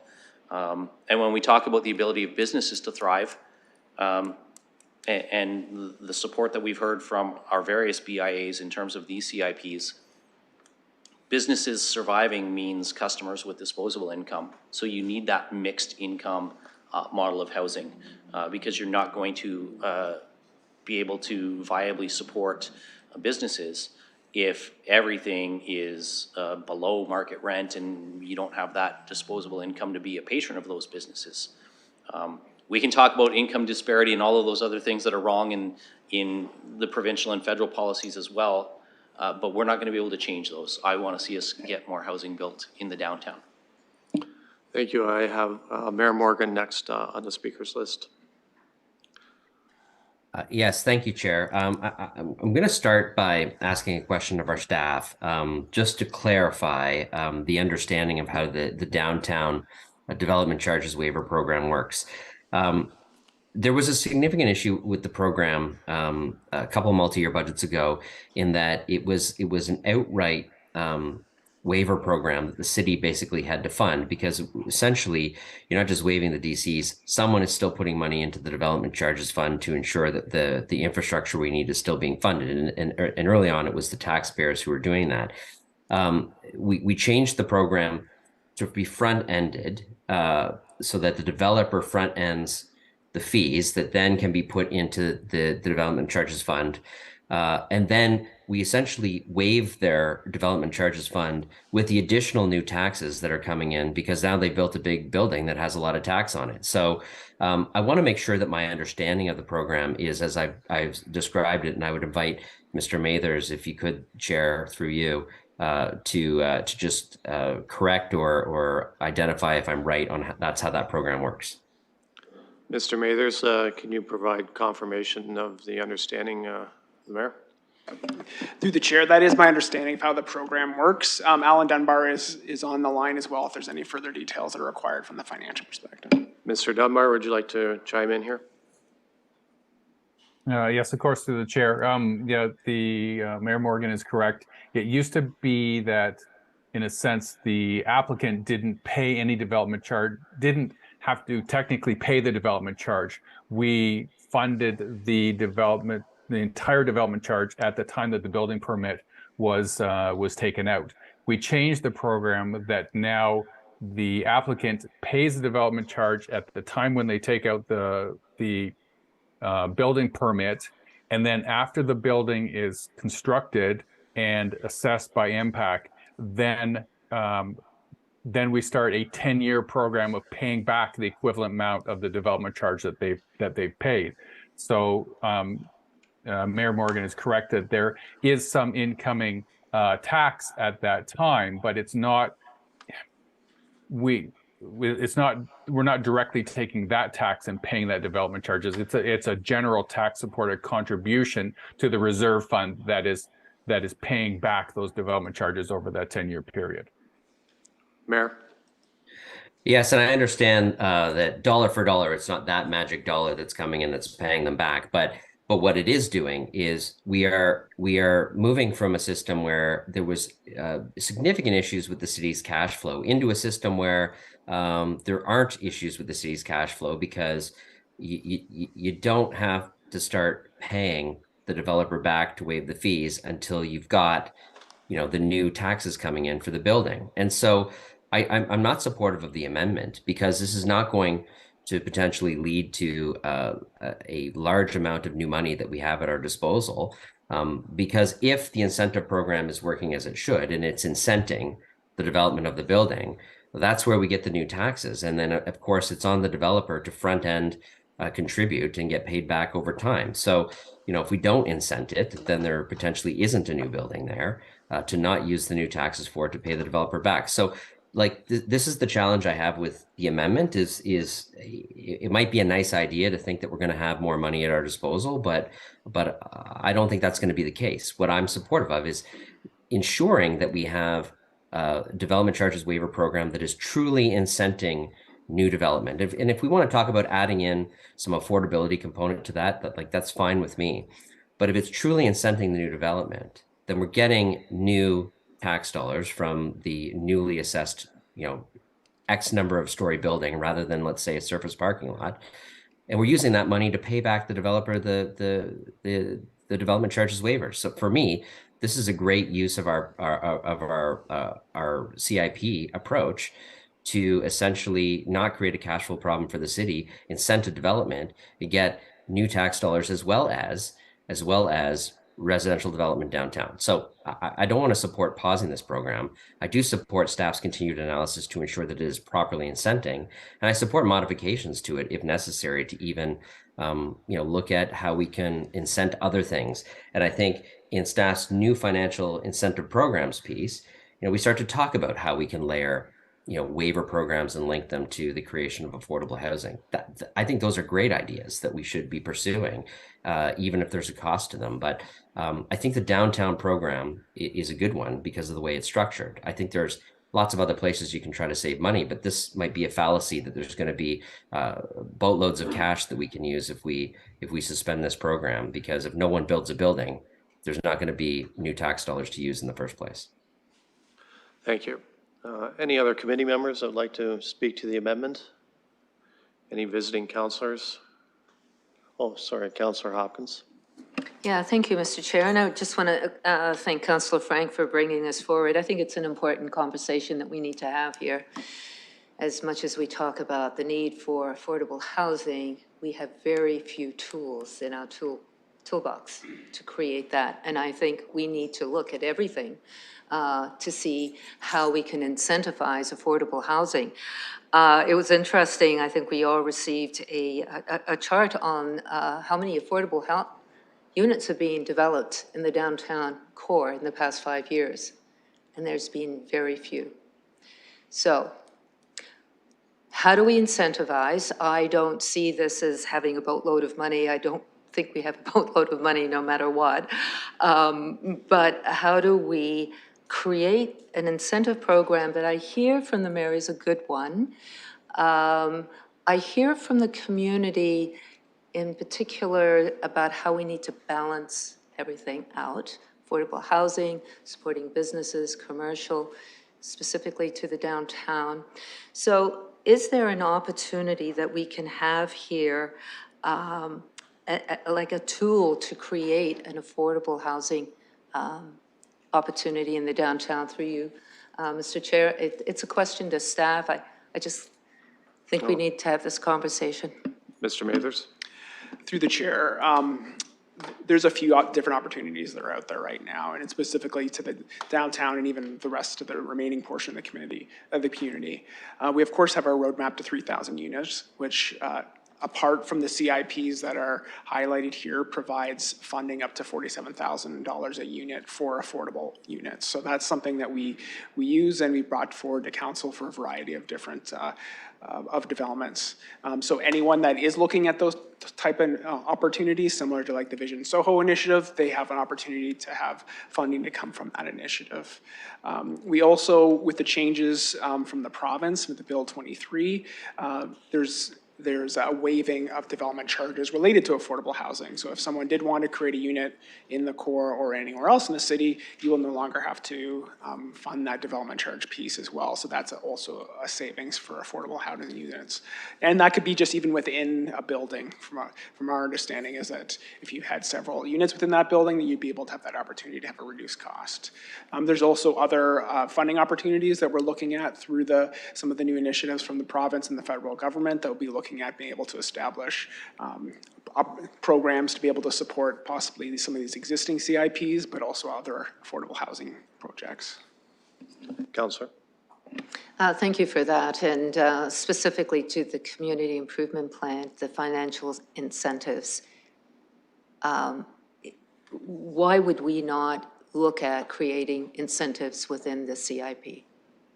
And is there an ability to do that? I know CIPs can be complex. Can a review be done? Through you, Mr. Chair, I just think that we need to sort of turn over every stone that we possibly can. I don't know, staff. Through the chair, absolutely, there are opportunities to add any of those elements into either an existing program or into some of the programs that, or if you want to create a new program. So if this, the recommendation or the resolution of the committee and council would be for us to consider opportunities to include affordable housing incentives as part of existing CIPs or a new CIP, that's something that we could take back and then provide some options for council. Councillor Hopkins, and I'll go to Councillor Frank after you. Are you? Yeah, that's it for now. I think just having a better understanding how we can move forward with CIPs. I appreciate the comments. Councillor Frank. Thank you. Yes, I'd love to follow up on that. You perked my ears up. So I was just wondering to follow up. I know that in the report there is I'm gonna mess up the name, I have to scan to the page, but like an affordable housing CIP that's separate. I think 2.1 million has been used from that, pulled from that so far. Okay, but just based on what Mr. Mathers said, is it possible to amend the downtown DC rebate CIP where we would only give it out if the applicant demonstrated that have hypothetically 10% of the units would be affordable? Like, is there a way almost to say, well, we're gonna give you this money, but you have to have 10% of the units? So separate to the general affordable CIP, more specifically amending the DC rebate, is there a way to put like a caveat on it? Go to staff on that question. So, yeah, each financial incentive program that supports the CIPs has an opportunity to add criteria. So that will be up for council consideration as far as if you want to provide criteria or targets related to any of those financial incentives. Councillor? Thank you. Yes, I'd actually rather do that and amend my amendment that I've made to do that, because that sounds way better. Because I hear lots of what Deputy Mayor Lewis was saying about trying to still have general supply on the market, and I really love that possibility. I'm not trying to prevent that. In fact, I was thinking people could stack the incentives I was suggesting, but that sounds much more attractive, because then we are giving money to regular market rate rentals. Perfect. And also the possibility that then we have a tool that we can use to work with developers to make sure they have some affordable units in their building.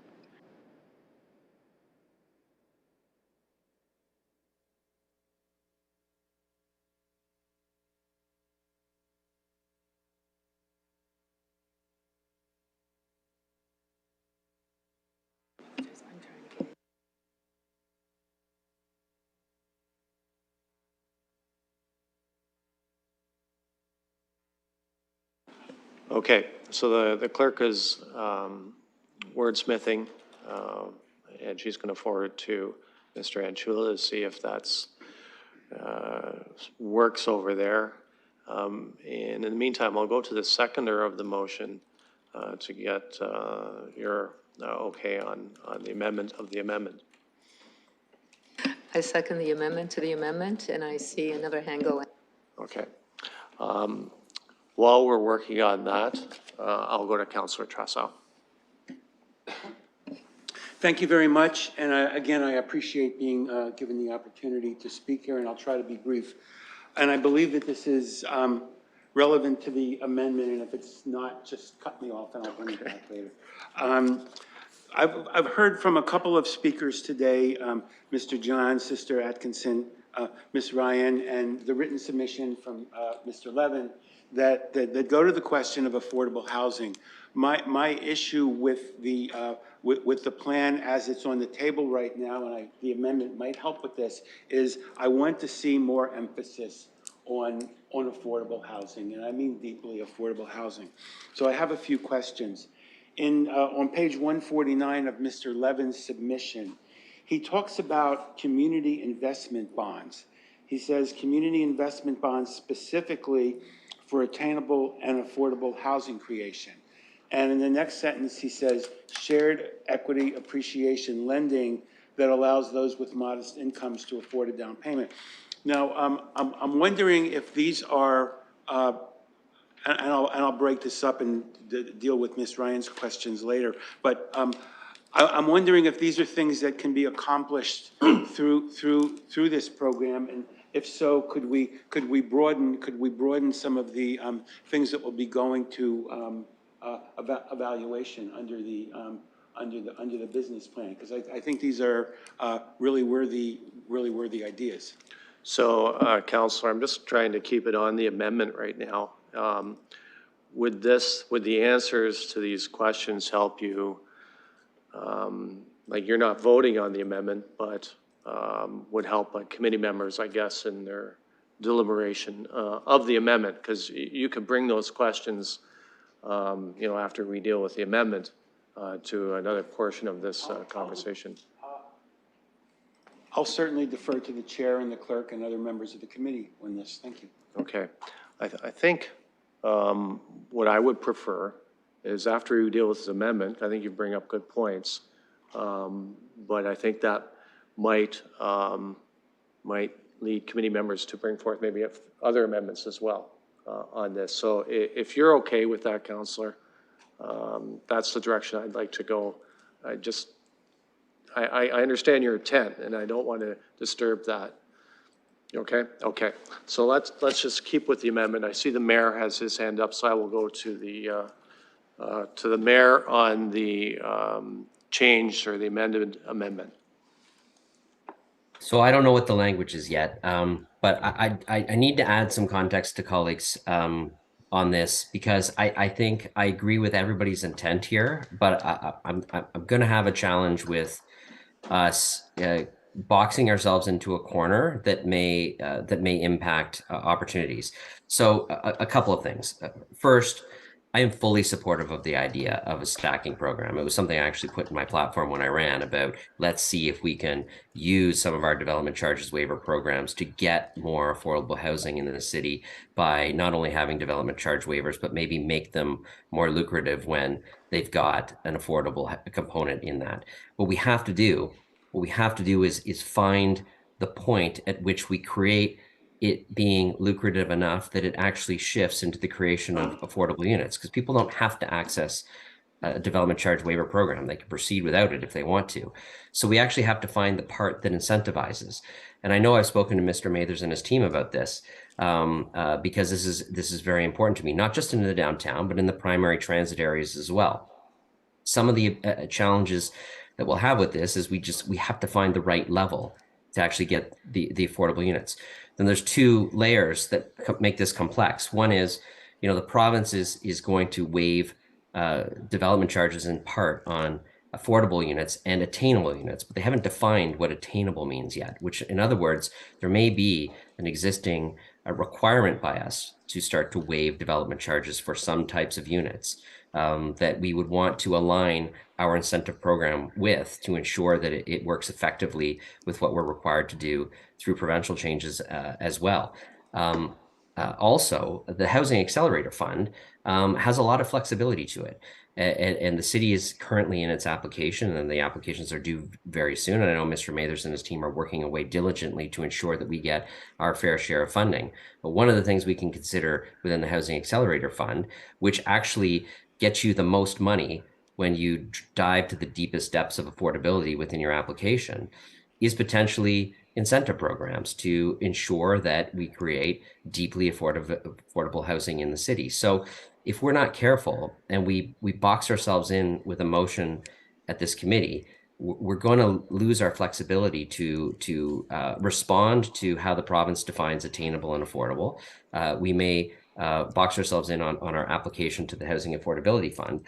And I think, and Mr. Mathers can correct me if I'm wrong, that built into the assessment and the idea that we would create new financial incentive programs within the motion is several things that I think align with exactly what the councillor wants to do. There's one that says civic administration be directed to review the affordable housing community improvement plan and report back on how to improve the plan to incentivize affordable housing developments. Prepare new community improvement plans and programs to support low-cost housing within primary transit areas. Be directed to investigate the feasibility of introducing a new community improvement financial incentive program to support attainable housing within primary transit areas in alignment with the multi-year budget process. So I think staff have crafted this out in a way that gives them the flexibility to do exactly what we're intending and what the desire of the committee is to do, while giving us a little bit of runway to see how some of these other pieces play out with the province and the Housing Accelerator Fund money that we may have at our disposal to then design a really good incentive program or bonus on top of a DC waiver program. So I think through the chair, Councillor Frank is like on the right mark on this. I'm hesitant to play around with the language in this particular downtown program when I think there's already components built in to the motion that allow us to investigate everything she'd like to investigate. We'll still have the flexibility for us to respond to a changing environment that has not been well defined externally yet. So I wanted to add that context. I'd invite Mr. Mathers to add any context he needs to add, given I referred to him a few times here. But I'm very hesitant to, on the fly, change the wording of this particular incentive program without fully understanding the consequences of what we're doing and understanding that we may already be able to do what we're all intending to do here with the existing language in the existing suite or package of motions. Mr. Mathers? Through the chair, just taking a quick look at the language as been provided that I see in front of us right now. So I'm very much comfortable with the wording that's in the language, in that it provides that the details that we need to be able to move forward of looking at incentives for affordable housing, but it's not at this point boxing us into percentages or any other thing that's very much specific, because that will allow us to come up with options and opportunities for you, and actually even start to do a little bit of consultation as well, and also look at trying to dovetail with some of the other programs we think will become available in the short term as well. So as far as the language that's before us right now, that I'm very comfortable with that language. Mayor? Yes, and I appreciate the advantage of now being able to see the language, which I think I was speaking as it was being developed. And I think that is flexible enough that it allows and aligns with the other pieces in there. So I hope the additional context I provided was helpful for colleagues as we think about this. But given that Mr. Mathers is comfortable with this, it I think generally aligns with the other pieces. I'm much less concerned about the way that this has landed. And what I didn't want to see is us completely change the downtown CIP program specifically without us having the flexibility to take advantage of all of the tools we may have at our disposal in the coming months. Deputy Mayor? Thank you, Chair, and through you, I guess I need to actually check with the mover if this is the intent, because this is not what I heard. What I heard was that the change was to suggest we would only provide DC incentives if affordable housing was included. This just says we'll review to look to incentivize. So if we're looking to create some stackable opportunities, I'm fine with that. But that was not what I heard in the original suggestion, which was more limiting the incentive to only where affordable was included. So if I can get some clarification, that would be helpful. Councilor Frank? Yes, I appreciate this rough draft. It was not my intention, though. I have a different intention. Okay. So would you have a amendment crafted that you could provide the clerk? Sure, I'll send it over. And I do have some remarks, but I wasn't sure if the deputy mayor had some follow-up from there. Deputy Mayor, do you want to continue, or would you rather wait to see the revised wording? I will just say I'm happy to wait to see the revised wording. I'll happily let Councillor Frank send over that to the clerk. I will just say I'm going to echo very quickly what the mayor said. I'm not prepared to box us in to limit this to only where affordable housing is included. Happy to look at more stackable incentives, but not exclude. Okay, Councilor Frank. Thank you. Yes, I'm going to say a couple things, and I'm going to furiously draft something. So I guess more in line with what I'm trying to see, I think we are going to do the stackable incentives either way. So we already have the affordable CIP, and then that's already going to be, like, you can overlay that, I assume, with the DC rebate program. I assume you can get both. Maybe that's a question. Can you get the affordable CIP along with the DC rebate CIP at the same time? Mr. Mathers? Yes, you would be able to. The affordable CIP is only related to loan for components of the project, so you can stack the two. Councilor Frank. Thank you. Yes. So I already see that all our CIPs, given if some are citywide and some are location, you can already overlap. And it looks like if we move forward with part 4 of the amendments, we potentially will have a lot of other CIPs to overlap and stack, which is great because part 4 has a lot of the stuff that we're talking about that we want to do, like climate-friendly buildings and more affordable units. So I am very excited about that. I think that's already going to happen. So I don't necessarily see further instruction being necessary to staff because that is the direction we're heading in. I think the part maybe that I'm getting wrapped up in with this DC rebate is it's more that we are giving this money to developers to develop in the downtown core because we want more population there. I think that's wonderful. I think, though, to earlier comments, we have had a lot of our planning tools taken away from us. We can no longer do bonusing. So that's not really an opportunity that we can use. And we only have carrots, as we've talked about many times. We only have carrots, so we want to make the most attractive carrots we can have. So I see that if we are still going to be giving money to developers to build downtown, one, I do think we'll still get the tax revenue. I know there's been some discussions about if they don't, if we don't give them this incentive, they don't build. And maybe that's the crux of it, is that we have different beliefs. I believe that developers will still build downtown if they don't get a couple million in this DC rebate. There's also other CIPs they're accessing. There's the rehabilitation grant that they're getting, and then they can layer some of the other stuff. So I guess that's the fundamental belief. I think that they would still be building. I think our issue is, for me, in the last 6 months since we've had bonusing taken away as a tool, I've seen 2 units of affordable housing come in from a developer at PEC. 2 units. And even with this DC rebate over the last 5 years, we've had 7 buildings. The two buildings, both were YOU, and they built 36 units, and 36 units were affordable.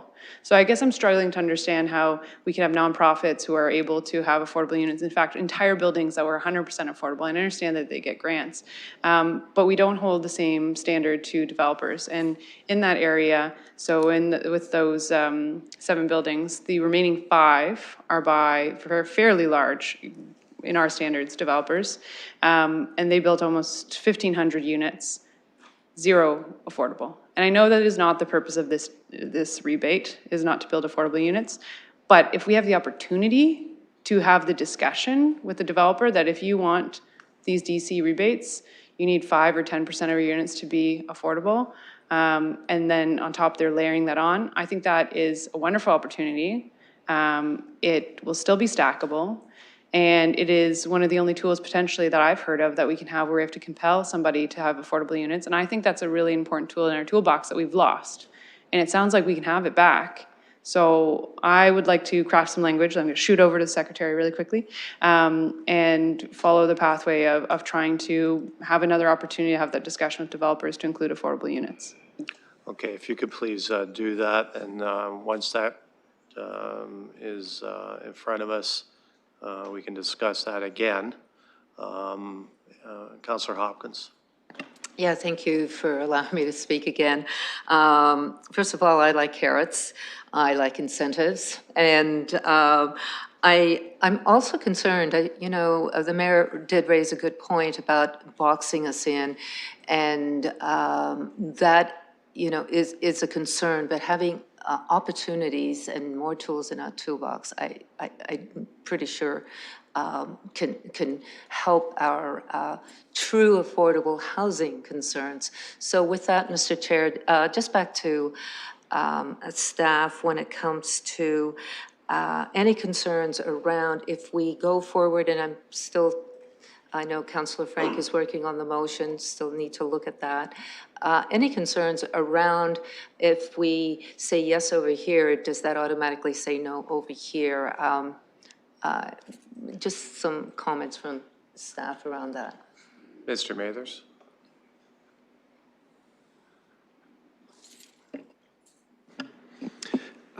Through the chair, I just want to make sure I understand your question. So any concerns if there's a change to this program and how it might impact other programs? Is that what you're?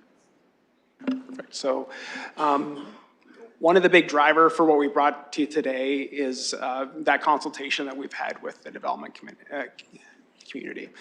We're providing incentives to motivate development interests to construct homes and housing. So what we've heard for the most part has been that they're either happy or would like us to go even more extensively beyond the incentives that we have right now. What we've brought back to you is a set of incentives that we think align with what the long-term plan has been as far as the downtown's concerned, and then what we've heard from developers as far as what they think would actually incentivize a development. So making any kind of change to that or making any kind of tweak, it may impact that. And that's why we do consultation, is that if we were going to make a change, then that's something that we usually would have as part of a CIP program. We'd make that recommendation and then get some consultation from the community on it. So that's, if you are looking at making changes, then that could be an opportunity to be able to hear what they have to say and then also have a wholesome conversation about it.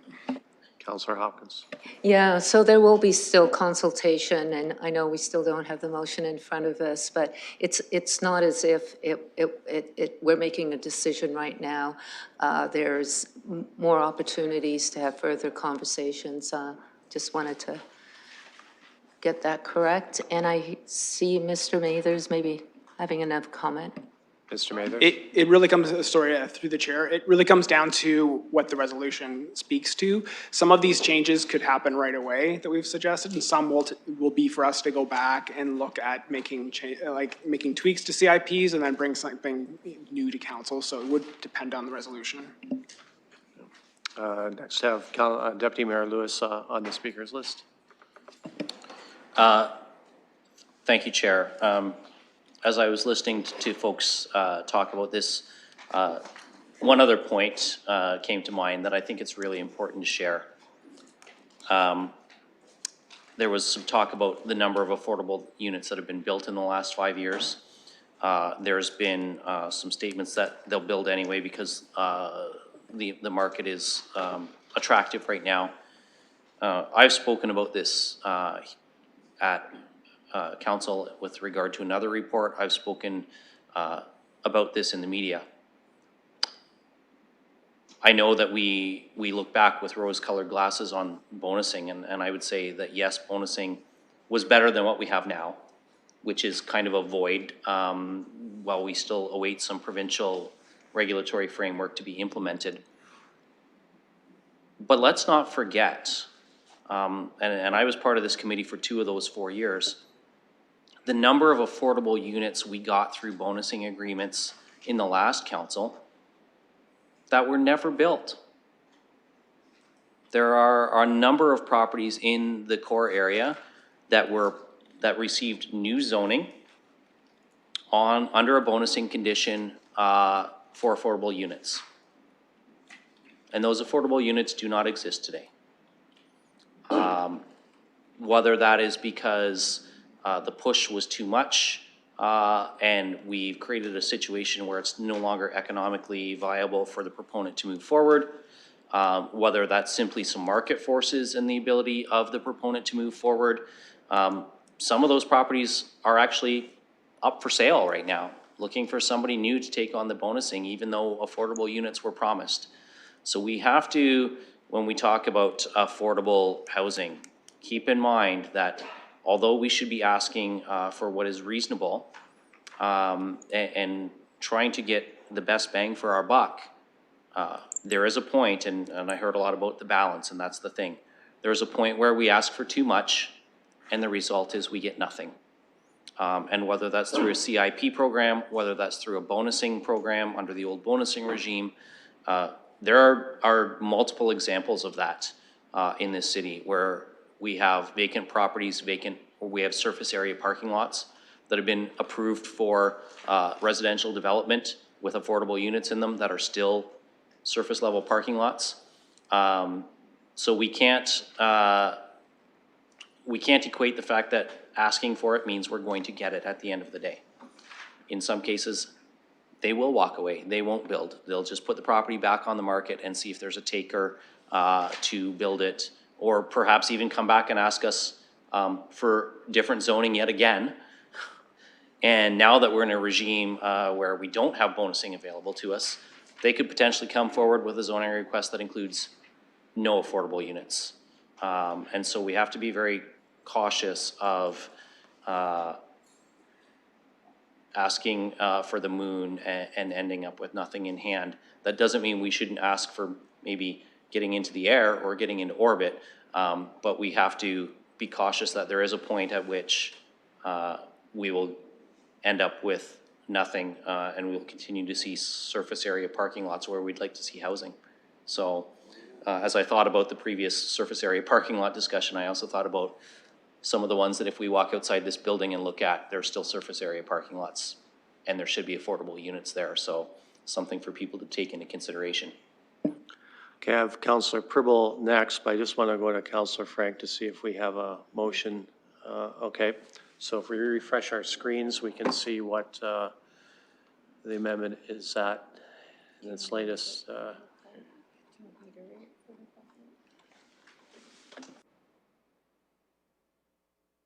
I'll read it out, that the civic administration be directed to amend the Downtown Residential Development Charges Grant Program to require that applicants accessing the CIP are required to include 10% affordable units at 80% average market rent or better to access the Residential Development Charges Grant. I'll go to Councillor Primmel. Thank you, Chair. I just wanted to address a couple of things that I heard throughout tonight.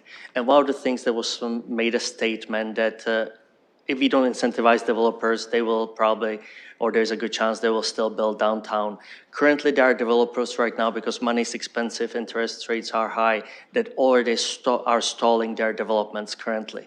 So I couldn't agree with that statement that if we stop incentivizing, they will still build. We are talking about 80% AMR. I do believe that actually I would take a personally different approach in terms of keep incentivizing, keep building, and let's think of supply and demand. We are talking two different things. What, for example, Julie Ryan was talking about affordable units in Dwell. It's a totally different model, and that's talked about deeply affordable housing, not 80% AMR. If we increase the supply, we might, and if we really rapidly keep building, we might very well get to that 80% even without any units. Guess what? Because the supply is going to be much higher than we currently have. In terms of the model of Indwell, totally different. Again, there was a statement made that developers, how come organizations like Indwell can make it and developers cannot? Very simple. Indwell, they depend very much on federal and provincial money. We are talking about the two buildings in Soho right now. Without that money, we have beautiful plans, but it will never be executed if we don't have the money from the two other levels of government. So I just want us to think about it, that we are talking about affordable units, but again, affordable 80% AMR or deeply affordable Indwell. And the last, again, what I started with, there are currently developers already right now stalling and not going ahead with their projects because interests are high. If we demotivate them with taking away the incentives, they might stall even more. It might never happen. And exactly what Deputy Mayor Lewis said, we are asking for the stars and we might not get anything. And then the demand is going to be high, supply is going to be low, and the rents are going to be very high. Thank you. Thank you. Any other comments or questions from committee or visiting councilors? Okay, seeing none, we have an amendment on the floor, and seconded. I will call the vote.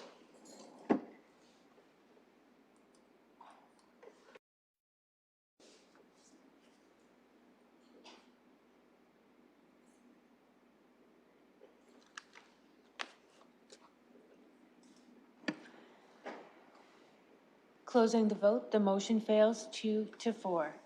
Thank you. So now we go back to the original motion, which recommends the staff, or which moves the staff recommendation, and we'll discuss that. Now I'll go to Councillor Trasel. Thank you very much. And I hope the questions that I'm going to raise right now are relevant to what could be an additional amendment that's not yet on the floor. And as I was saying before, I wanted to refer to what Mr. Levin wrote in his submission about number one, community investment bonds, and number two, shared equity appreciation lending. Both of these programs would require some form of funding, and my first question is, are these measures that could be subsumed within, and I see on page 84 of the report, you have XI, that civic administration be directed to review the affordable housing community improvement plan and report back, and then XII directed to prepare new community improvement plans and programs to support. Could these ideas be incorporated in those two? Mr. Mathers? Through the chair, these are absolutely great opportunities to facilitate affordable housing. And for the most part, these financing options are likely to come from the actual proponent that we'd be working with. So we actually have been talking about different organizations that are considering these equity sharing opportunities, and also our current program allows for loan opportunities. So whether it makes more sense for the applicant to look for investment bonds or look for loans from the city, it really comes down to what the interest rates they're looking at paying. So these are opportunities that are out there on the overall affordable housing portfolio and what our municipal housing folks are looking at. I'm not sure how we'd incorporate it into a CIP, but they are absolutely a funding mechanism that could be beneficial for people trying to bring forward affordable housing. Councillor Tresso. Yes, thank you very much. That was very helpful. And the next question through the chair goes to the 4 policies that Ms. Ryan suggested be included. And while she was speaking quickly and probably has a more detailed paper, which I'd like to see on these 4, they were guaranteeing 4,500 units, help leverage those, waiving application fees, prioritizing affordable housing in the planning process, and assessing land. And I'm wondering, these are not specific. These are not specific items, but I'm wondering if we could sharpen this up a little bit and get some help in terms of maybe asking her to send that language in a little bit more detail. My hope is that, and this would not act as a, this would not act to stop anything else that's in this report. And I think what I hear council saying is, the committee saying is, you'd like to address affordable housing, but you don't want to do something that would take something else off the table, especially since there's so many different measures that are going to be going in for business plan evaluation. Could we sharpen up XI and XII to include some of the points that we just stated, and if so, is an amendment needed? Mr. Mathers. Through the chair, so one way to do it, I could suggest, is that we have an affordable housing external reference group that is looking at all the different type of opportunities to be able to consider changes to that 3,000 unit plan and ways that we can try to provide helping hand to those that are trying to provide affordable housing. So one suggestion would be to forward that information to that group, and then they can use that as part of their discussions at their next meeting. Councillor Tresso. I'm not sure I should go further with this. Maybe this is something that one of the committee members wants to add, but would it be appropriate for a visiting member to just try to incorporate that into an amendment, or maybe one of the members on the committee has a better idea? But I would like to. I mean, certainly when this comes to council, I will make that type of amendment, but I think it's helpful to try to do the committee work here. Yeah, thank you, Councillor. And yeah, it would have to come through committee members, that type of amendment. So, I'll look to committee to see if anyone would be predisposed to make such an amendment. Councillor Hopkins. Yes, Mr. Chair, if the councillor can again just phrase the amendment that he's proposing to, is it XII, or I just want to get a good understanding. On page 84, under creating, I'm sorry, do I have the floor? You do now. Thank you, Councillor. Through you, on page 84, under creating a new financial incentive program or community improvement plan, under XII and under XI and XII, adding some more specific language about what the questions I asked a few minutes ago and got what I thought was a positive response. And I think at some point, Mr. Mathers actually recited what the amendment could be. So I don't want to cut off the possibility of adding some of these additional ideas that we received from the floor tonight to this motion. And if I have to sit here and try to craft an amendment, I'll do it. But I was wondering if if Mr. Mathers could Yeah, help well, help me, I'm- because he yeah. seems positive to what I was saying. I'll go to Counselor Hopkins to see if she would like to pursue this. Or if, I mean, the other option could be Counselor Trussow could bring amendments at council, as he's not a committee member. We have a mic. So we are a committee. I think this is where committee work should happen. The reference that the councillor is referring to is around additional community investments that could be looked at. I need to get a better understanding to bring forward the amendment. Counselor Trussow. Yes, thank you. Through the chair, community investment bonds, I'm taking this from Mr. Levin's submission. Community investment bonds specifically for attainable and affordable housing creation. Then the next sentence says, shared equity appreciation lending that allows those with modest incomes to afford the down payment on a home and share in the equity appreciation of the home over time with a patient investor. And finally, the 4 points that Ms. Ryan raised. I don't know if I should repeat those because I only have them in a very primitive level in my notes, but it seemed to me as if she was raising things that could actually bolster this report in a way that doesn't take away from any other options. Okay, before I go back to you, Counselor, I'm going to go to Mr. Mathers to provide some help here. Through the chair, just one opportunity would be to forward the correspondence from Mr. Levin and from the individual that spoke today to that reference group for their work moving forward, and that could be one way to do it. Counselor Hopkins. So I'd be prepared to put forward the motion to bring forward the comments as outlined in Mr. Levin's report regarding community investment bonds specifically for attainable and affordable housing and the shared equity appreciation lending that allows those with modest incomes to afford the downtown payment on a home and share in the equity appreciation of that home over time.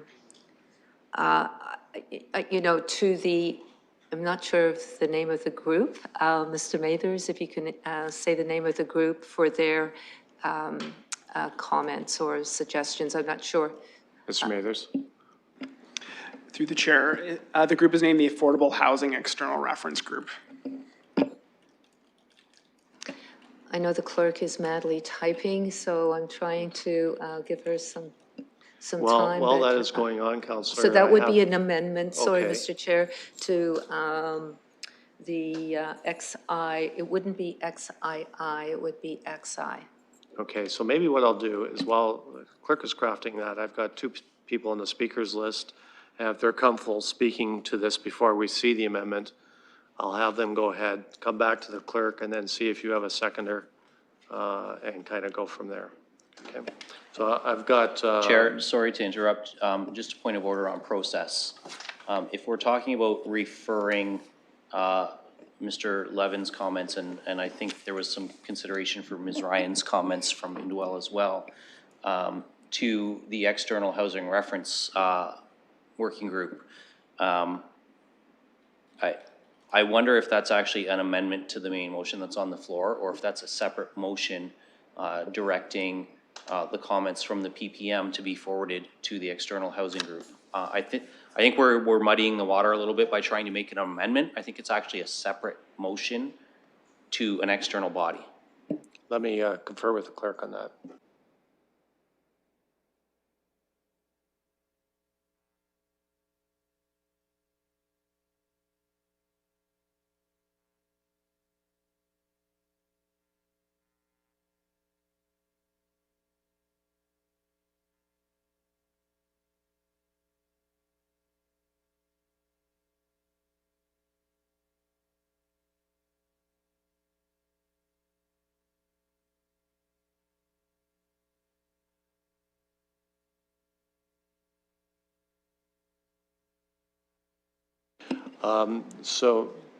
The clerk has advised me because Mr. Levin's remarks are in the agenda and the delegate spoke to the committee, it could be seen as an amendment to the motion, and I'm inclined to go that route as opposed to a separate motion.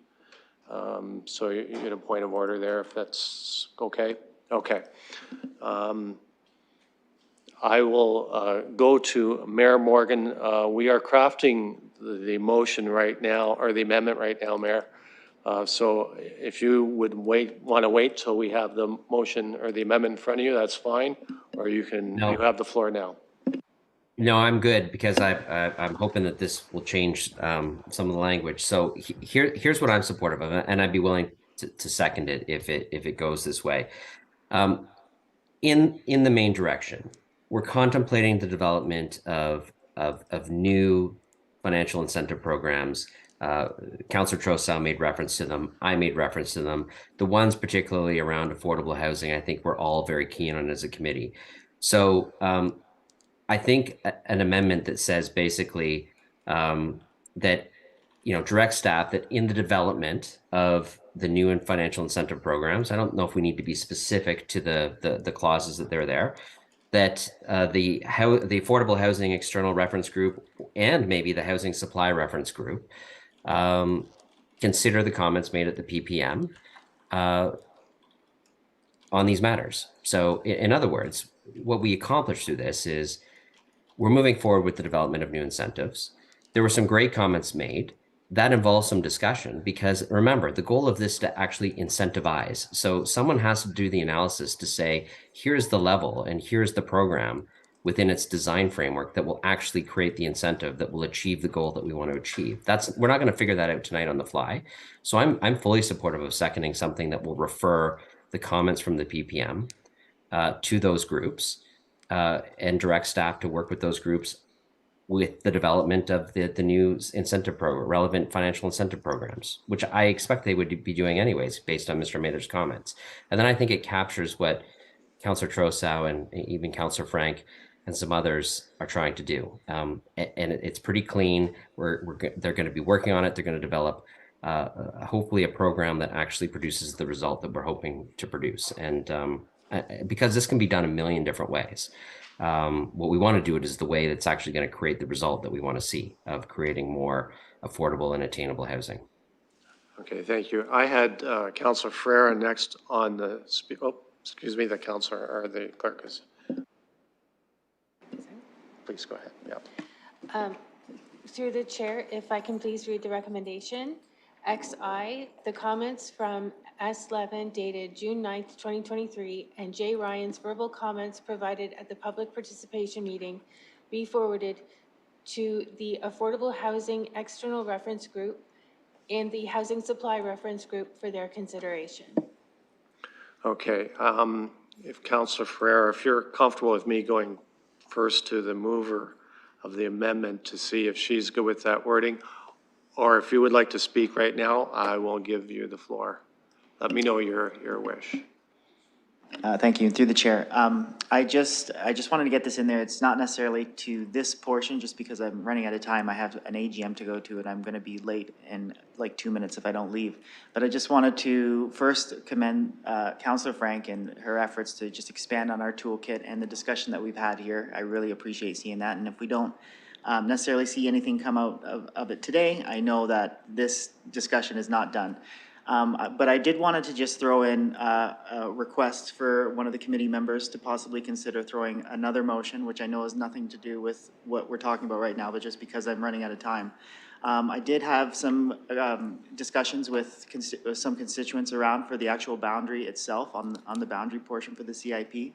And I just wanted to see if the committee would be willing to maybe put an amendment to expand or to investigate into the CIP, the downtown CIP boundary to include Pall Mall, Central, and Piccadilly.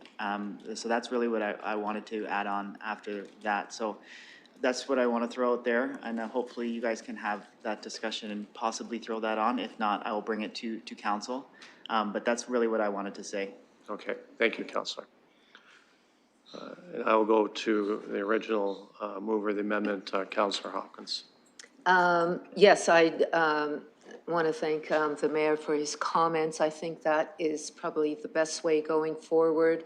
I know the clerk did mention it would be Mr. Levin and Ms. Ryan's comments, but I think all comments that we received at today's PPM regarding affordable housing should be referred over. I don't, I think just to make it clear and balanced that we shouldn't leave out any other comments So that we heard. would you like to see the clerk not be specific in the motion and change it to more of a inclusive? Yes, I talk? would. Okay. Please go ahead, clerk. I'll second it that way, Chair. Through the chair, I revised it to read, the comments and communication received as part of the associated public participation meeting related to affordable housing be forwarded to the appropriate external reference groups for consideration. Is that good for you, Councillor Hopkins? I welcome other comments before, but for now, I'm willing to put the motion on the floor. Okay, and Mayor, you had mentioned you were interested in seconding, or is that true? You seeing the motion? Okay, so I've got a motion or amendment moved and seconded, and I've got a speaker's list of Councillor Frank, then Councillor Trussell. So please go ahead, Councillor Frank. Sure, just a quick question to staff. I'm just wondering what groups are on the committees that we're referencing? Go to staff. Through the chair, so the Affordable Housing External Reference Group includes nonprofits, it includes members of the building and development industry, and I believe there's a couple of also other agencies involved. So I think there's a ratepayer associated element of people that represent the actual community that it would be servicing. So that is on the affordable group. The Housing Supply Reference Group includes an academic individual that is from Western that is a member of the group.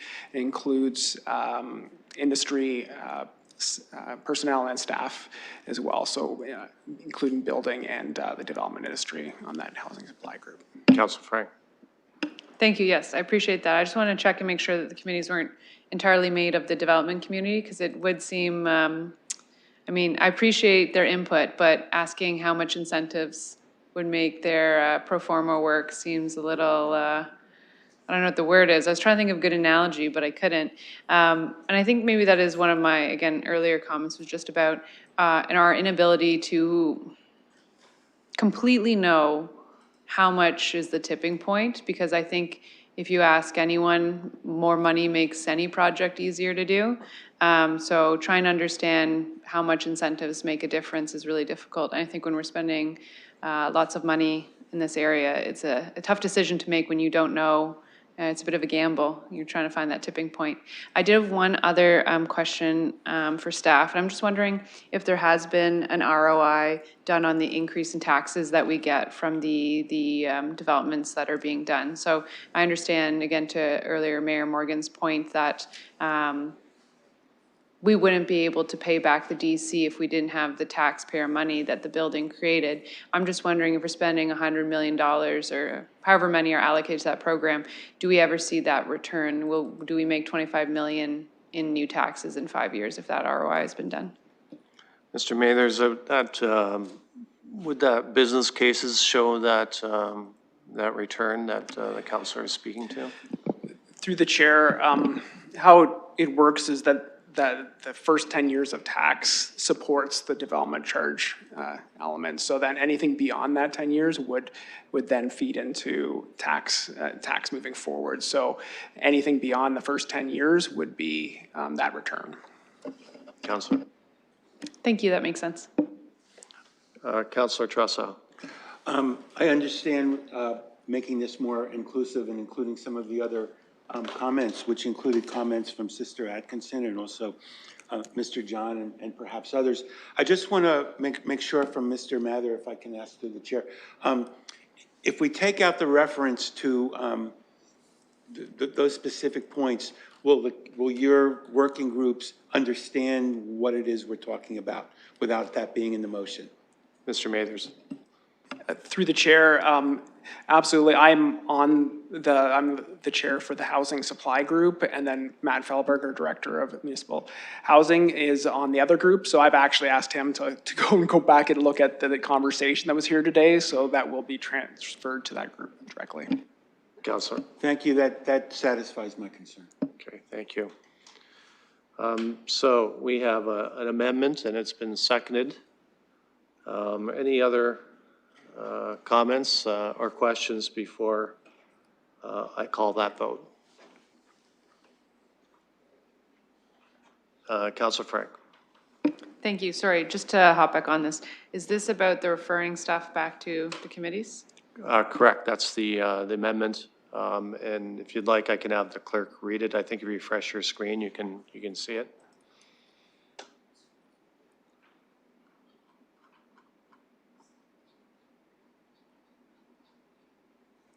Be on number 7. Okay, I'm getting the thumbs up. So I'll just look one more time for any other comments or questions on the amendment. Seeing none, I'll call the vote.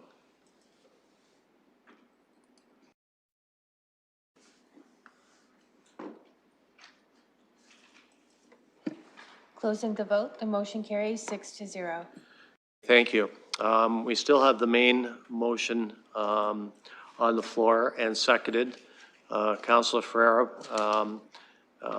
added a wish for committee to consider boundary changes.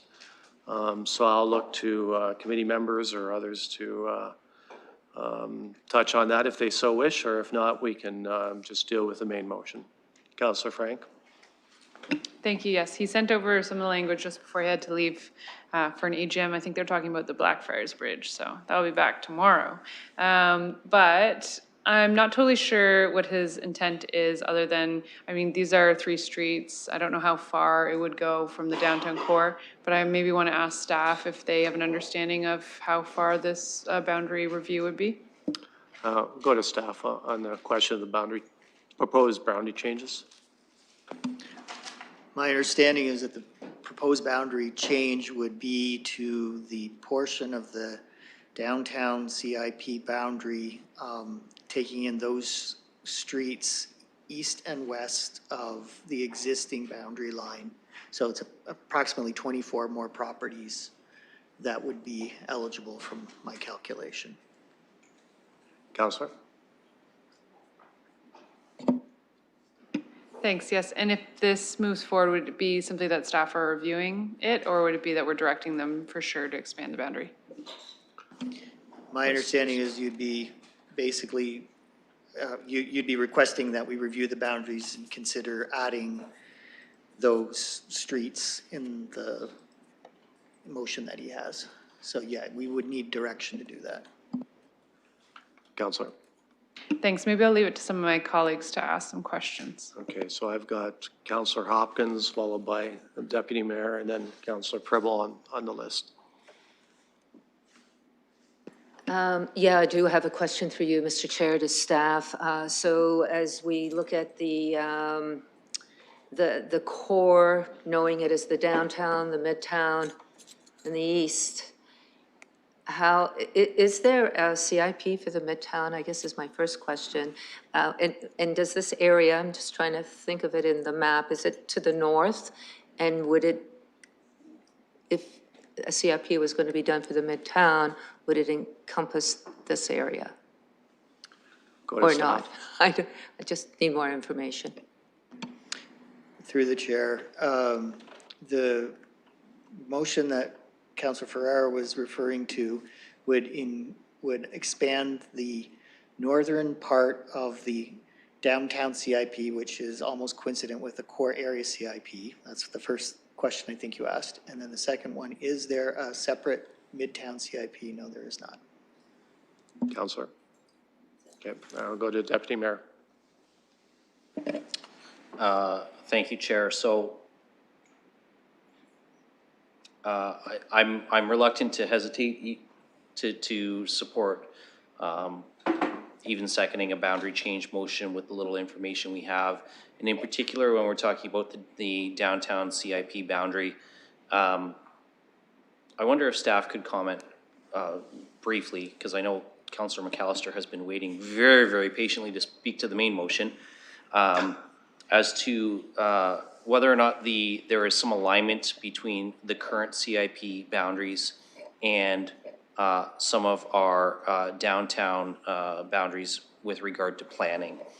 So I'm specifically wondering, if we change these, are we bringing in properties that now no longer have, for example, the height and density permissions that would incentivize high-density housing? Because I'm reluctant to start expanding CIPs into lower density neighborhoods. So I'm just wondering if staff can comment, is there an alignment between the CIP boundaries and some of the zoning boundaries? I'll go to staff. We strive to make the boundaries for a community improvement plan coincident with the relevant zoning. So for example, we look for commercial zone properties, but they're two different kinds of plans under two different parts of the Planning Act. So sometimes the boundaries are not coincident. That's my best answer that I can think of. Deputy Mayor.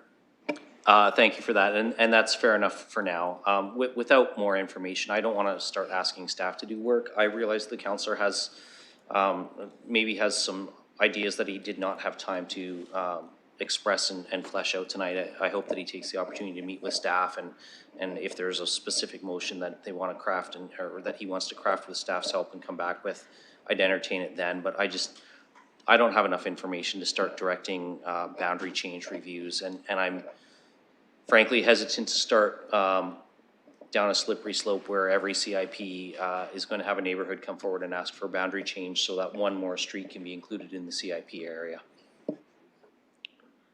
Councillor Pribble. Actually, no more questions because the Deputy Mayor actually asked the questions that I wanted to ask, so I'm all good. Thank you. Okay. Councillor McAllister, there's no motion, we do have a motion on the floor. We're laying to recommending the staff recommendation. There are a few amendments and amendments to the amendments that we've gone through, but this would be the appropriate time. Thank you for waiting around, because I know you want to speak to the original motion. So please, the floor is yours. I'm sorry, just to clarify, I'm allowed to speak on the main motion now, or is there a motion? That's all that's on the floor right now. It's the main motion. Perfect. Yeah. Just wanted to confirm that. Well, thank you for letting me speak tonight and be a guest here. I want to go back, it's been a few hours now, when Deputy Mayor Lewis brought up some of the points that I wanted to bring up. So I applaud staff for their efforts on this. I've been very impressed with the CIP for my area. It's a great reference point for residents and for businesses. And I know that they appreciate the work that's really gone into this. And in terms of speaking to what the Deputy Mayor had also brought up, expanding the safety audit program, I've heard a lot about that. In terms of a new program, the business tenants being able to access those funds to improve their leasehold properties would be greatly appreciated as well. So I look forward to seeing that. I do have a question. This is kind of shifting gears a little bit, but in terms of, I'm speaking with the boundary changes, I guess this is kind of going after Councillor Ferreira's points, but I'm not looking to expand anything. I just have a question in terms of the expansion of the Hamilton Road Improvement Plan to incorporate 512 Horton Street. I mean, I'm happy to take on Horton and to Hamilton Road, but I'm sure Councillor Ferreira might have some issues with that. And so I'm just wondering in terms of the rationale for that and whether I can expect to see other properties from Horton incorporated into Hamilton Road. Thank you. I'll go to staff on that question. That came out of the community consultation. It just happens to be that that particular address is right at the nexus of Hamilton and Horton, and it's the only commercial property there, so it made sense that we would include it because it was part of the DNA of the commercial environment there, even though it's not a Hamilton address. Councillor? Okay. Councillor Hopkins. Yeah, thank you, Mr. Chair, and I know this is to the main motion. I just would like to make some comments. I want to thank, of course, staff for all the work that you've been doing on updating these CIPs. They're important. I'd like to speak to the Lambeth CIP that is in my ward, and I understand we'll be suspending the sign loan program. It was not taken advantage of during the past number of years, but there's always an opportunity, I think, going forward, even if we do suspend the program, that they can take advantage if anyone so wishes. There is a process.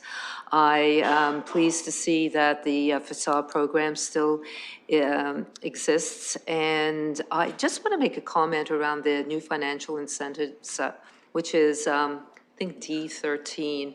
I'm really pleased to see that we'll be investigating the feasibility of introducing a new grant program. I know this is part of the London, the LCRN funding that many CIPs took advantage of during COVID. And so now we're going to be looking at that program. I know in the Lambeth area, there was a bit of an uptake on that. And given that we still have a CIP, there could be opportunities there. So supportive of anything that we can do in our CIP programs when it comes to affordable housing and true affordable housing, not just affordable housing. And glad to see the attainable housing within the primary transit areas. Taking a look at that, I think the more tools we have in the toolbox, we're better off. And I really appreciated everyone's comments around making sure we get it right too. So, and of course, green initiatives. I would like to make a comment around maybe a bit of my concerns around the boundary changes. And I think, you know, when we take a look at directing and staff investigating the feasibility of consolidating the core area with the downtown and the old east, just am really cautious about that. And maybe it's a question through you, Mr. Chair. I know when I look at downtown numbers, and we have numerous policies just that relate to downtown.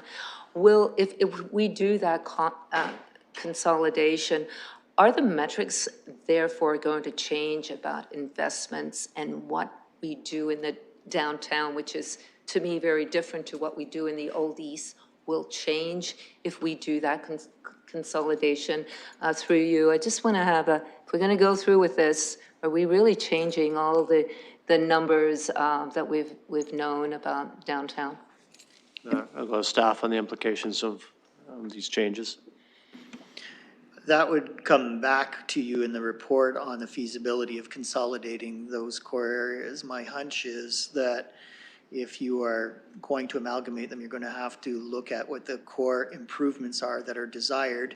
You're going to have to look at if there are different emphases in different parts of the new consolidated core area, and therefore I would imagine you would have to have measures that measure the improvement in each of those areas. So, but like I say, it would come back in the report back to council on the feasibility. Yeah, so more work to come and more questions to follow. So thanks again, staff. Deputy Mayor Lewis. Thank you, Chair. And I like the idea of some potential administrative savings, building on Councillor Hopkins' concerns by amalgamating those CIPs into one administered program. But I think that there's some more investigation to do on how that looks. I know I certainly had the opportunity to sit down with Ms. Pastoris last week and talk specifically about the OEV BIA and the ability that they've had to leverage the CIP for some successes, but some of the very specific challenges that they face that are unique to the neighborhood. So I'm cautious about amalgamating them, but I'm also seeing if it's an administrative amalgamation where we're just aligning some metrics and things, maybe there's some value to that. So supportive of seeing at least where that may lead us. When I put the original motion on the floor a while back now, I did indicate that there was going to be at least one potential amendment from me. So I'm going to throw this one on the floor now and see if we've got some support or at least some conversation for this. And this is going to go into the D section of enhancing, and specifically in clause 3, which currently reads that the civic administration be directed to investigate the feasibility of amending the upgrade to building code loan program offered in the downtown OEV CIP plans to increase the amount of the forgivable portion from 12.5% to 50% for residential units in creating building levels above the ground floor, and from 12.5 to 75% for commercial units created in building levels above the ground floor. My motion is, and I've shared this language with the clerk, and I've kind of underlined and bolded the change. I'm proposing we flip those percentages of forgiveness. I would like to see us incentivize the forgiveness for residential unit development at a higher rate than we are subsidizing commercial use. I've seen, first of all, we've heard, and we all know that commercial property tax rates are higher. And the reason for that is because commercial properties have a higher return on investment than residential properties. So I'm less inclined to support that residential, or that commercial at a higher rate than residential, particularly when we are trying to encourage development for housing. I think a higher incentive rate for upgrading to building code loans for housing makes more sense. I just think that there's a better use there. And I've also seen in my many decades now in London, I'm not going to say how many, but I've seen a number of those above ground units, regardless of what they're intended for right now, sit vacant year after year after year after year after year. Whether the ground floor spaces are filled or not, a lot of those upper level units sit vacant. I would love to see an incentive that encourages more bringing these up to code so that they can be inhabited by people as places to call home. So that's why I'm proposing this flip. Make residential units 75% forgivable and the commercial units 50% forgivable. I think these would be, I think already we're talking about an extremely generous increase considering that the current rate is 12.5% forgivable. But I think we've heard loud and clear tonight from visiting counselors, from folks in the gallery. We really want to focus in on residential more, so that's my suggestion there. And I don't know if I have a seconder or not, but I'm just. Okay, clerk, do you have the wording ready? If maybe people could look at the wording, and we'll look to see if you have a seconder, Deputy Mayor.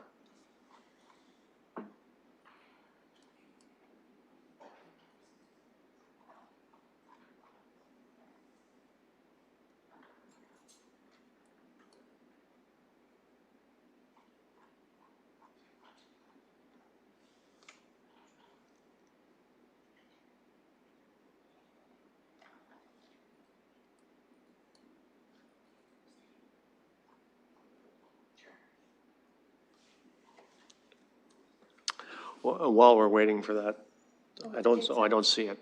It's number 4.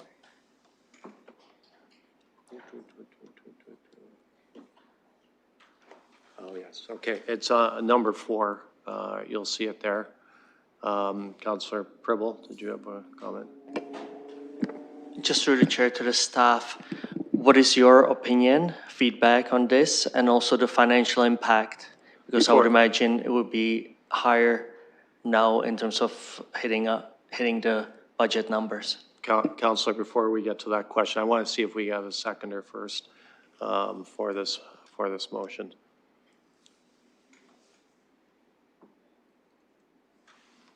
Councillor Hillier is seconded, so I will go to committee first on the amendment to see if there are any questions. Okay, I'll go to Councillor Pribble. Please go ahead with your questions. Okay, so the chair to the staff, I just want to know your opinion on this change, the percentile. And the second one, how it would affect our budget, because again, I would imagine it's going to be a higher number now. And I was just curious if you know the dollar signs behind it. Thank you. I'll go to staff. Chair, through you, I hear a number of parts to the question.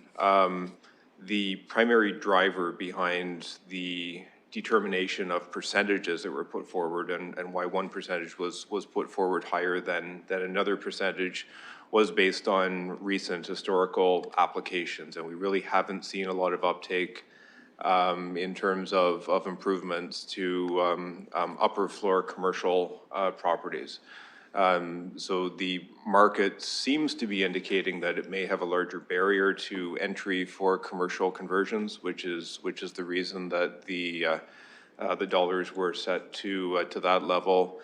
In terms of return on investment, if that pertains to actual tax rates, certainly the tax rate for commercial is higher than for residential. But if there are detailed questions pertaining to that, I would probably defer to finance. I hope that helps to start to answer. Councillor. No, thank you for answering. I'm fine. Thank you. Other questions or comments? If the committee will allow me, I have a question. Do we have an idea of the potential cost of this, or is that something that would come back to us kind of as a business case? That would be part of, would have to come back to you in a business case. The order of magnitude, we'd have to calculate all the different properties and be able to tell you what it is. So okay. It's a higher order of magnitude, but that's all we know. Right, okay. Okay, and any other comments or questions before I call the vote? Deputy Mayor. Thank you, Chair, and I'll be brief. I just, I want to pick up, and I don't want to contradict staff. I appreciate that the uptake has been lower on the commercial. I would suggest that it's not the incentivization. There's simply not a market demand for second or third floor commercial spaces in these CIP areas. The commercial real estate demand seems, and I'm very cautious of the word seems because I know that it's very subjective, but it seems that there's a much higher demand for the ground floor commercial, recognizing that commercial is both retail and office. But I would suggest that the reason the uptake has been lower isn't that we haven't incentivized it properly, it's that the demand is not there to fill it. Whereas if we can incentivize the residential, I don't think anybody would argue that there's a demand for residential right now. Any other comments or questions? Councillor Frank. Oh, I got you first. Thank you. Yes, I'm okay to support this because it's investigating the feasibility. I think I would like to hear a bit more from staff. And just given our earlier deliberations and discussions, I'm really excited about affordable units. So again, if I have to kind of weigh costs for which CIP I want to spend money on. So I'd rather, again, see this come back and then kind of weigh it with all of our options. So I'm okay to support it because it's investigating feasibility. Councillor Hopkins. Yeah, my comments are very similar. I appreciate the Deputy Mayor bringing forward, obviously residential makes more sense, supporting residential. And this is in the downtown and Old East area. But I don't have enough information, and that's where I'm hesitating. I know we'll just get more information. I'm okay to support it, but I'm really hesitant as well as to say, yeah, this is great. Any other comments or questions before I call the vote on the amendment? Okay, we have an amendment. It's been seconded. I don't call the vote.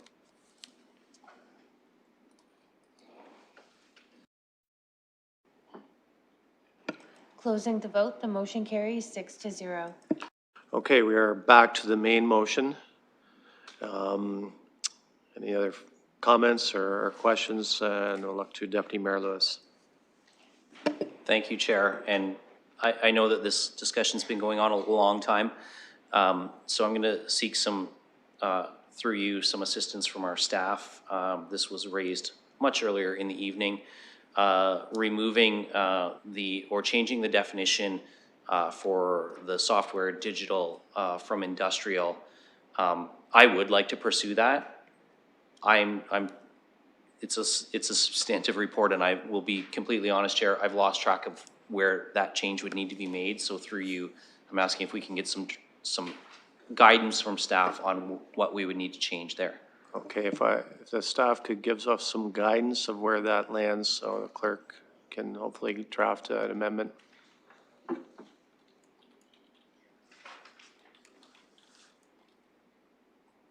Thank you,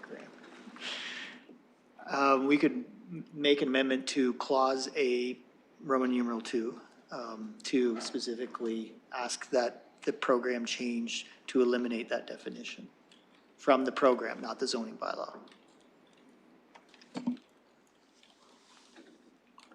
So I would move that. Okay, I'll look for a seconder. Councillor Hopkins seconds that motion. And clerk, you can let us know when that is before us.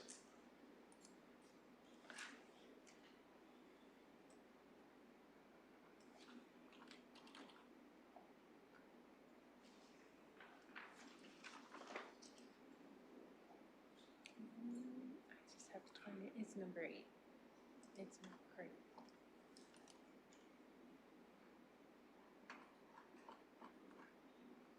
Okay, if we look at number 8, the clerk has put that up. If you refresh your screens, it reads amend the wording from a program change to eliminate from, oh, is that?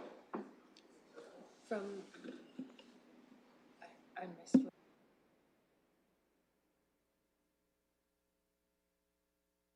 I'll go to staff again. If you could give the clerk a proper landing spot for this.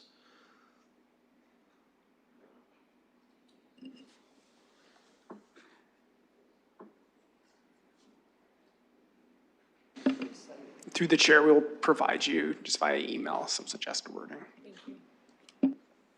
Okay, so you're gonna, okay, so clerk, you'll get through email the wording?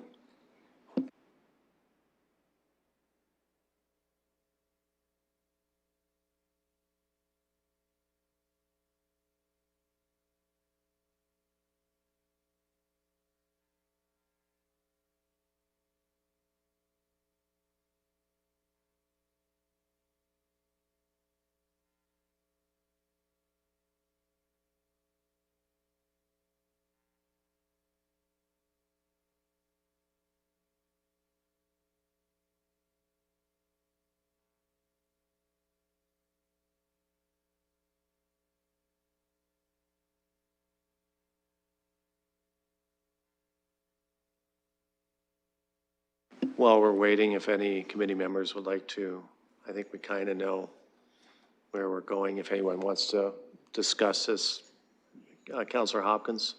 Yeah, thank you for asking, Mr. Chair. Maybe through you, and probably staff are pretty busy, but I understand what we're doing here is it was put back in the day, and the words around developing computer software or hardware were put in the program under industrial zoning, but I don't think we need to do that. That's what I understand. The zoning still stays in place, but we don't have to refer to software, computer, hardware as being industrial use. I'm just wanting to make sure I understand what I've seconded here as well. Mr. Mathers, if you feel comfortable in commenting on that before. Through the chair, that is accurate. That's what we're trying to confirm now. Yeah. Okay.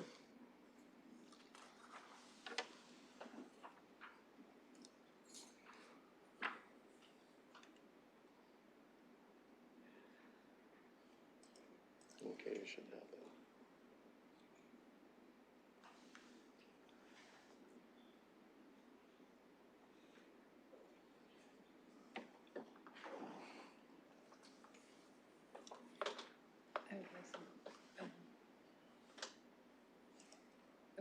Sorry, I thought they were gonna.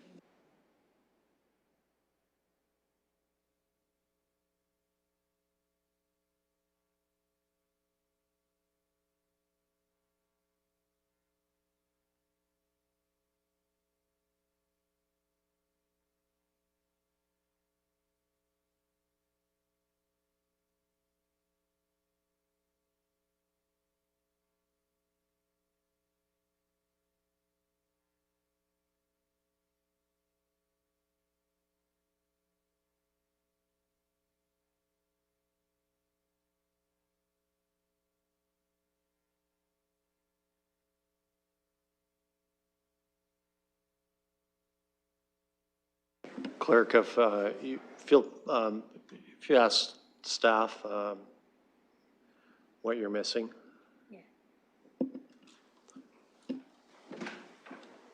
Mr. Mathers, I'm so sorry, which section is it? Clause A, Roman numeral 2, would be amendment to that. We would replace what's there now with what we're suggesting.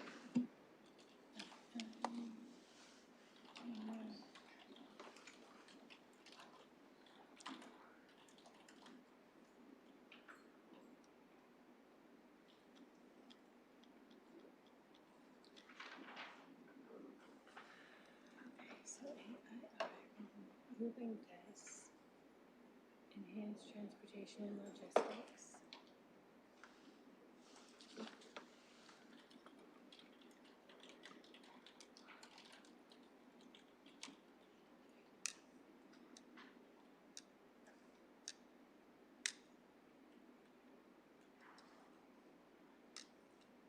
Sorry, Hannah, what did you want to replace it with? What did you want to replace it with? So with this, so it's the Schedule 3, so this is the program that will, computer software runs. Did they not send you the email with the proposed wording? So staff are the one, so all we have to do is just say that we're taking this program out of Schedule 3, but the zoning, we're not changing the zoning, I think that's what the change is. See, I heard something different from them. Yeah, just put it up, because that's why I double checked and asked the question. But I read it differently. I'm sorry, what am I replacing it with? We're just removing that Oh, program. removing it. Yeah. Okay. And keeping the I zoning. apologize. And it's A3, not 2. Okay. All right, I apologize, Mr. Chair. That's all right. With thanks to everyone for your patience. So amend the wording from Part A, Roman numeral 3, to remove the reference to computer, software, or hardware. I'll go to the mover. Is that your intention? I thought it was Roman numeral 2, but not 3. Okay. Here comes staff. We'll get some misses.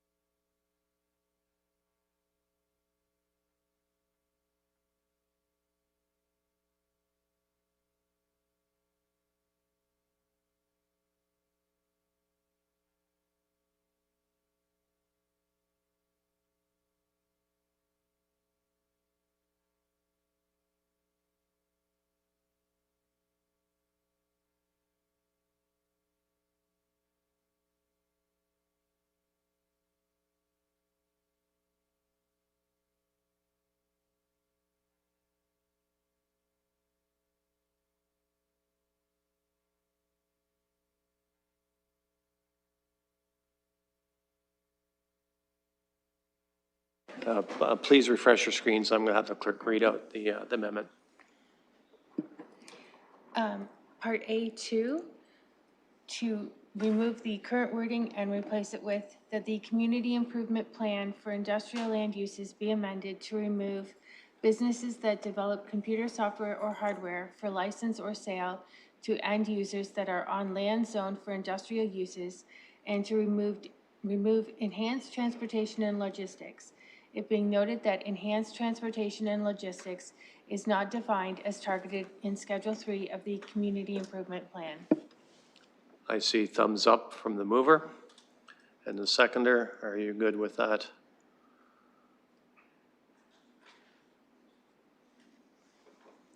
Councillor Hillier indicates yes. So I will look for any more comments or questions on that specific amendment. I got Councillor Hillier as a seconder. Any other comments or questions on the amendment? Seeing none, I'll call the motion, or call the vote.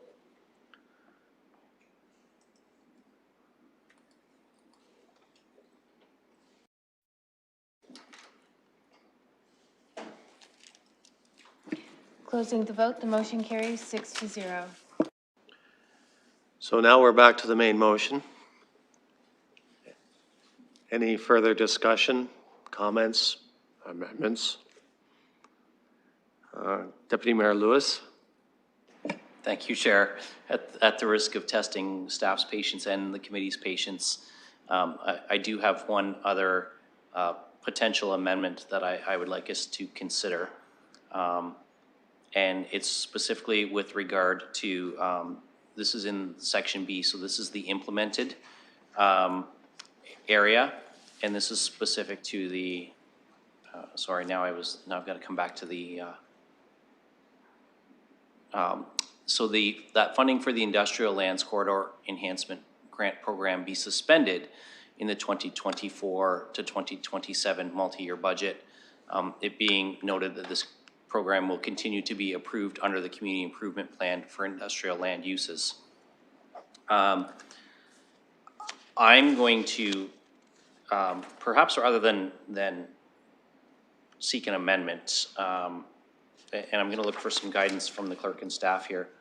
My preference would be that we actually delete this CIP. And I realize we're suspending it for the multi-year budget.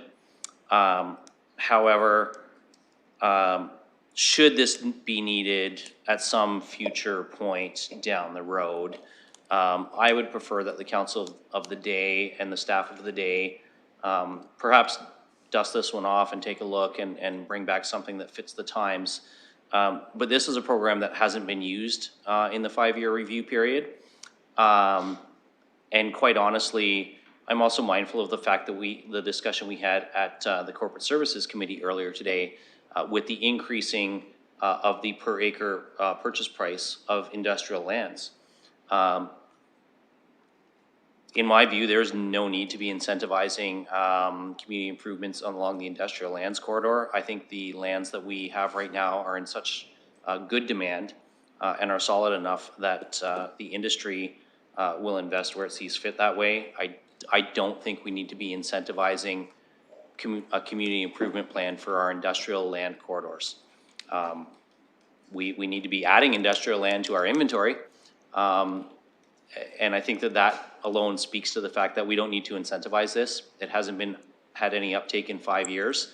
And I don't see that a council in 2028 is just going to want to take the old one off the shelf that's been suspended and reactivate it. So I'd rather, when that time comes, if it's even needed then, that a new discussion is started. Okay. Can I get a seconder for that amendment? Councillor Frank, are you wholeheartedly throwing up a second, or are you, oh, I'm sorry, I'm misreading the signals here. Okay, we'll wait for the clerk to get that proposed amendment. All we did was delete clause BI. Sorry.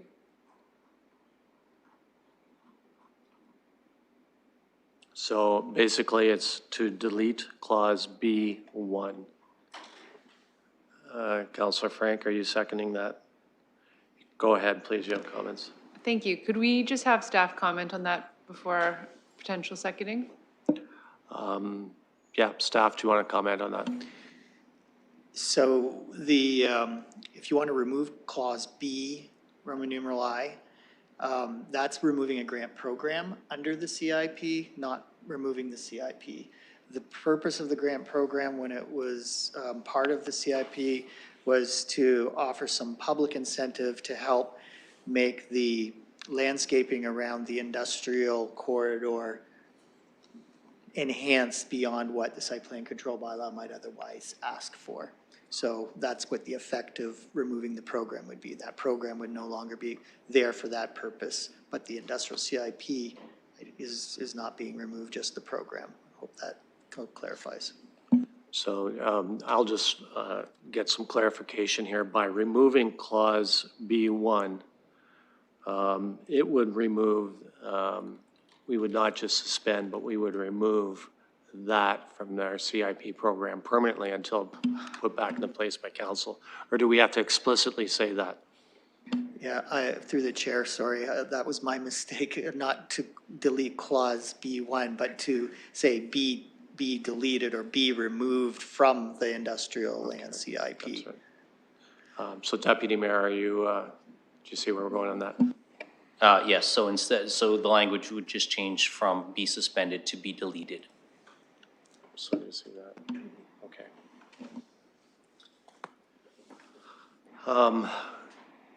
In that We have B1. Yeah, B1. So we have, Councillor Frank, are you clear?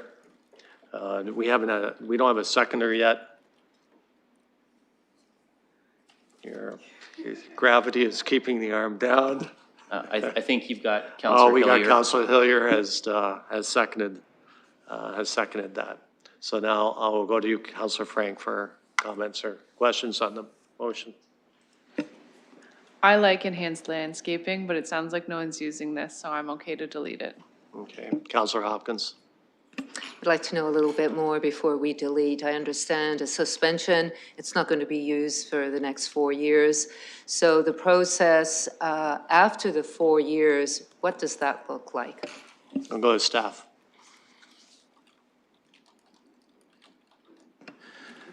Chair, through you. So I want to speak first to the wording a little bit, and I think some of the complication is around the very word approved that exists in what staff prepared and submitted. So what staff were attempting to do was to say that this program would remain on the books, but that it would be unfunded. No one could apply, no one could be successful in applying because there'd be no money to apply for until council directs at some time in the future, if council so chooses, to fund the program.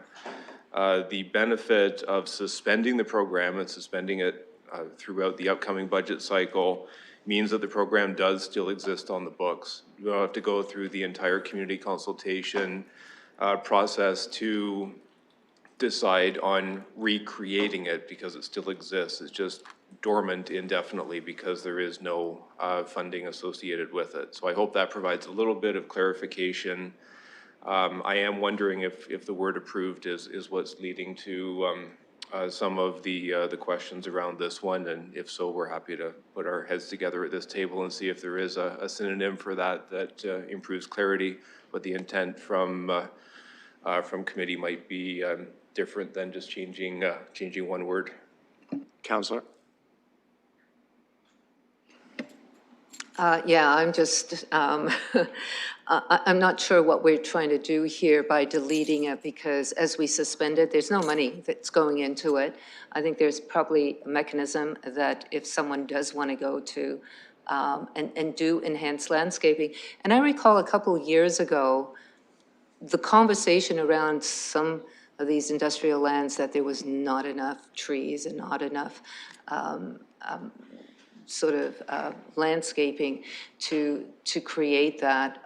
And I'm not 100% sure that it should be removed. We can review it in 2028, but I'm not convinced that we should delete it. I'm okay with suspending it. Deputy Mayor. Thank you. So certainly, as staff put their heads together over there, if they've got some alternate language that they'd suggest, I'm happy to do that. But I want to speak a little bit to why delete. And we heard staff say that if it had to be reinvented, there would be a whole new set of community consultations involved. I actually think that that's a good thing. We'll be talking about a program that hasn't been accessed by that point in at least 8 years. Might be even longer than that, but at least 8 years based on the staff report. We are not removing our controls around landscaping with regard to site plan approval. We still have tools within our site plan approval process. We're simply deleting a grant program that rewards industrial developers with some extra public money to beautify their space. I think where, you know, particularly, and hopefully I definitely convinced Councillor Frank that this would be a good idea in the future with this comment. You know, when I think about the grant program now, and even though it would be dormant and suspended, I would also, in a future community consultation on a new iteration of this, would like to think that we would be discussing things like native species plantings, not just you know, rose bushes or whatever somebody wants to put in front of their building to make it look nice. I would hope that we are talking about landscape improvements that might include some preservation or some proper utilization of wet spaces and drainage and how that looks. So I think the program that we have, the grant that we have on the books right now, and I want to, again, we're not removing the whole industrial CIP, just the corridor enhancement grant piece. I think if after 8 years of non-use, it should go through a start over again community consultation. It should include, as we look at this perhaps, or the next council looks at this in 2028, what does our climate action, or climate emergency action plan results look like? Are there things that we need to change to encourage that then? But I think a more fulsome discussion would be beneficial than to just reactivate the program with some funding. So that's why I'm suggesting we delete it. And councils in the future may wish to consider a new iteration of it, but I don't think that the old iteration, I hate keeping things on the books just to keep them on the books. We have people scroll through programs to look for funding on things, and then they find out after a bunch of research, because Google told them it was still there, that there's actually no funding available for it. So when we think about that information and communication piece too, I think the more things we have that are just sitting suspended actually just confuses the situation. It just adds more material for people to wade through. So I'd like to keep it streamlined and only have the things that we're actually funding be available for people to look into. Okay, any other comments or questions before I call the vote? We have an amendment that's been moved and seconded. I will call the vote.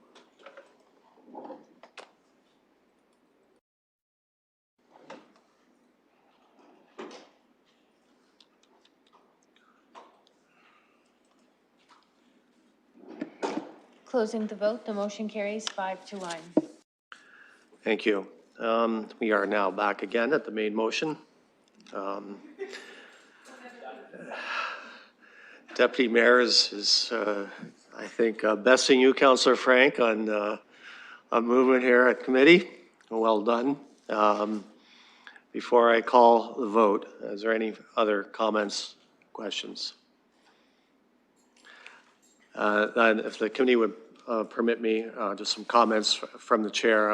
You know, we had what appeared to be a short agenda tonight, but I think the discussions we had was good. I think a number of common ideas bubbled to the surface. We looked at them in different ways.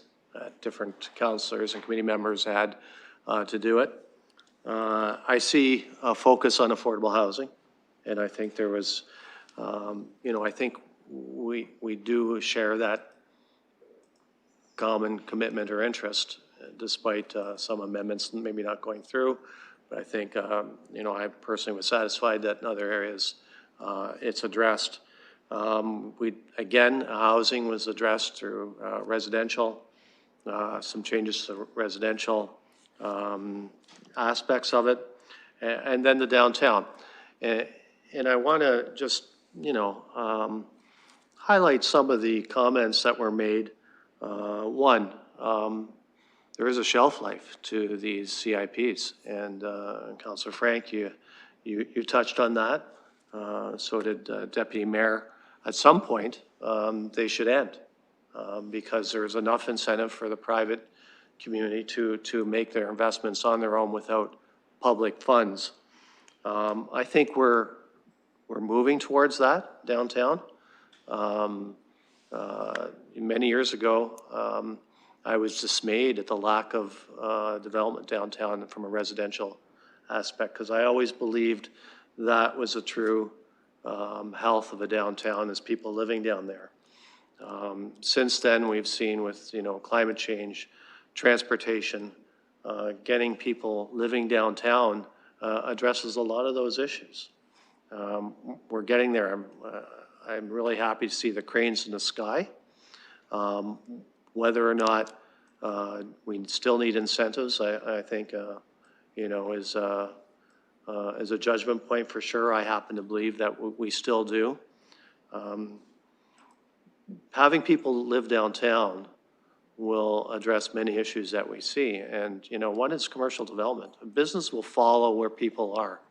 And I think a classic reference would be, we hear a lot of calls for a grocery store downtown. Well, City Hall can't build a grocery store. However, what grocery stores do is they literally set a compass and a point of interest and draw a circle, and they have a metric of how many people live there, and that will drive whether they invest there. I'm of the belief that we're getting to that point where we have a couple more thousand living downtown. We will see commercial development of that. We're getting to our 12,000, and it's become more important than ever as we see remote working potentially affect the 40,000 workers that were coming pre-COVID to downtown that are certainly not there right now. So great conversation, but another point that was raised is the cost of these wish lists. As Councillor Frank also touched on that, there is a cost, which we will see when the business cases come before us at our budget, four-year budget. I think it's very similar to our strat plan. There's a lot of stuff wished for, but once we cost this stuff out, I think there will have to be some decisions made and on the balance of where we go. So the heavy lifting is still ahead of us, I think, in this issue and other aspects of the budget. So I want to thank you, committee members and people that were in the gallery that spoke. Mr. Wallace being the last to survive the 3.5-hour conversation. Well done, sir. And hopefully we've done the good committee work that can go to council for their consideration. So a little later hour, I'm sure, than some had predicted, but well done. So on that, I'll look for, we'll call the vote on the motion that's been moved and seconded.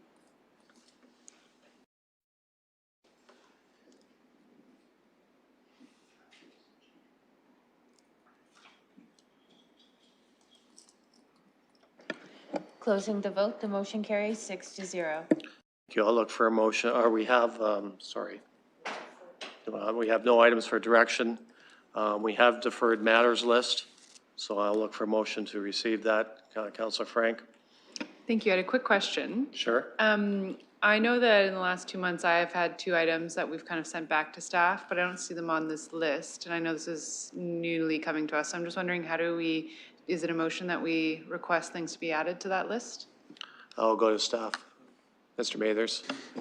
Through the chair, they should be added to the list as they come forward. So if they're not on the list, then I'll just follow up with the clerk to be able to make sure that's on there. Councillor.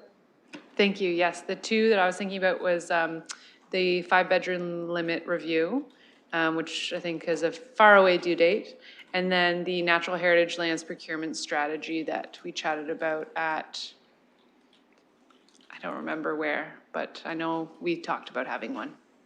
Mr. Mathers, would you like to comment on those two? Through the chair, so we'll work with the clerk, just confirm that there's a resolution on it and then get it onto the list. Okay, does that satisfy you? Okay, so I'll look for a motion to receive for Mayor's Councillor Hopkins, seconded by Deputy Mayor Lewis. Any comments or questions?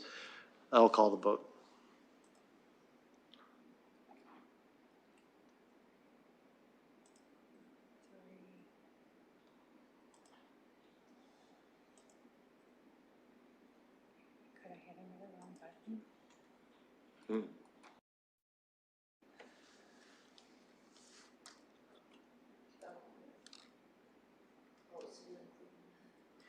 It's more a note for me.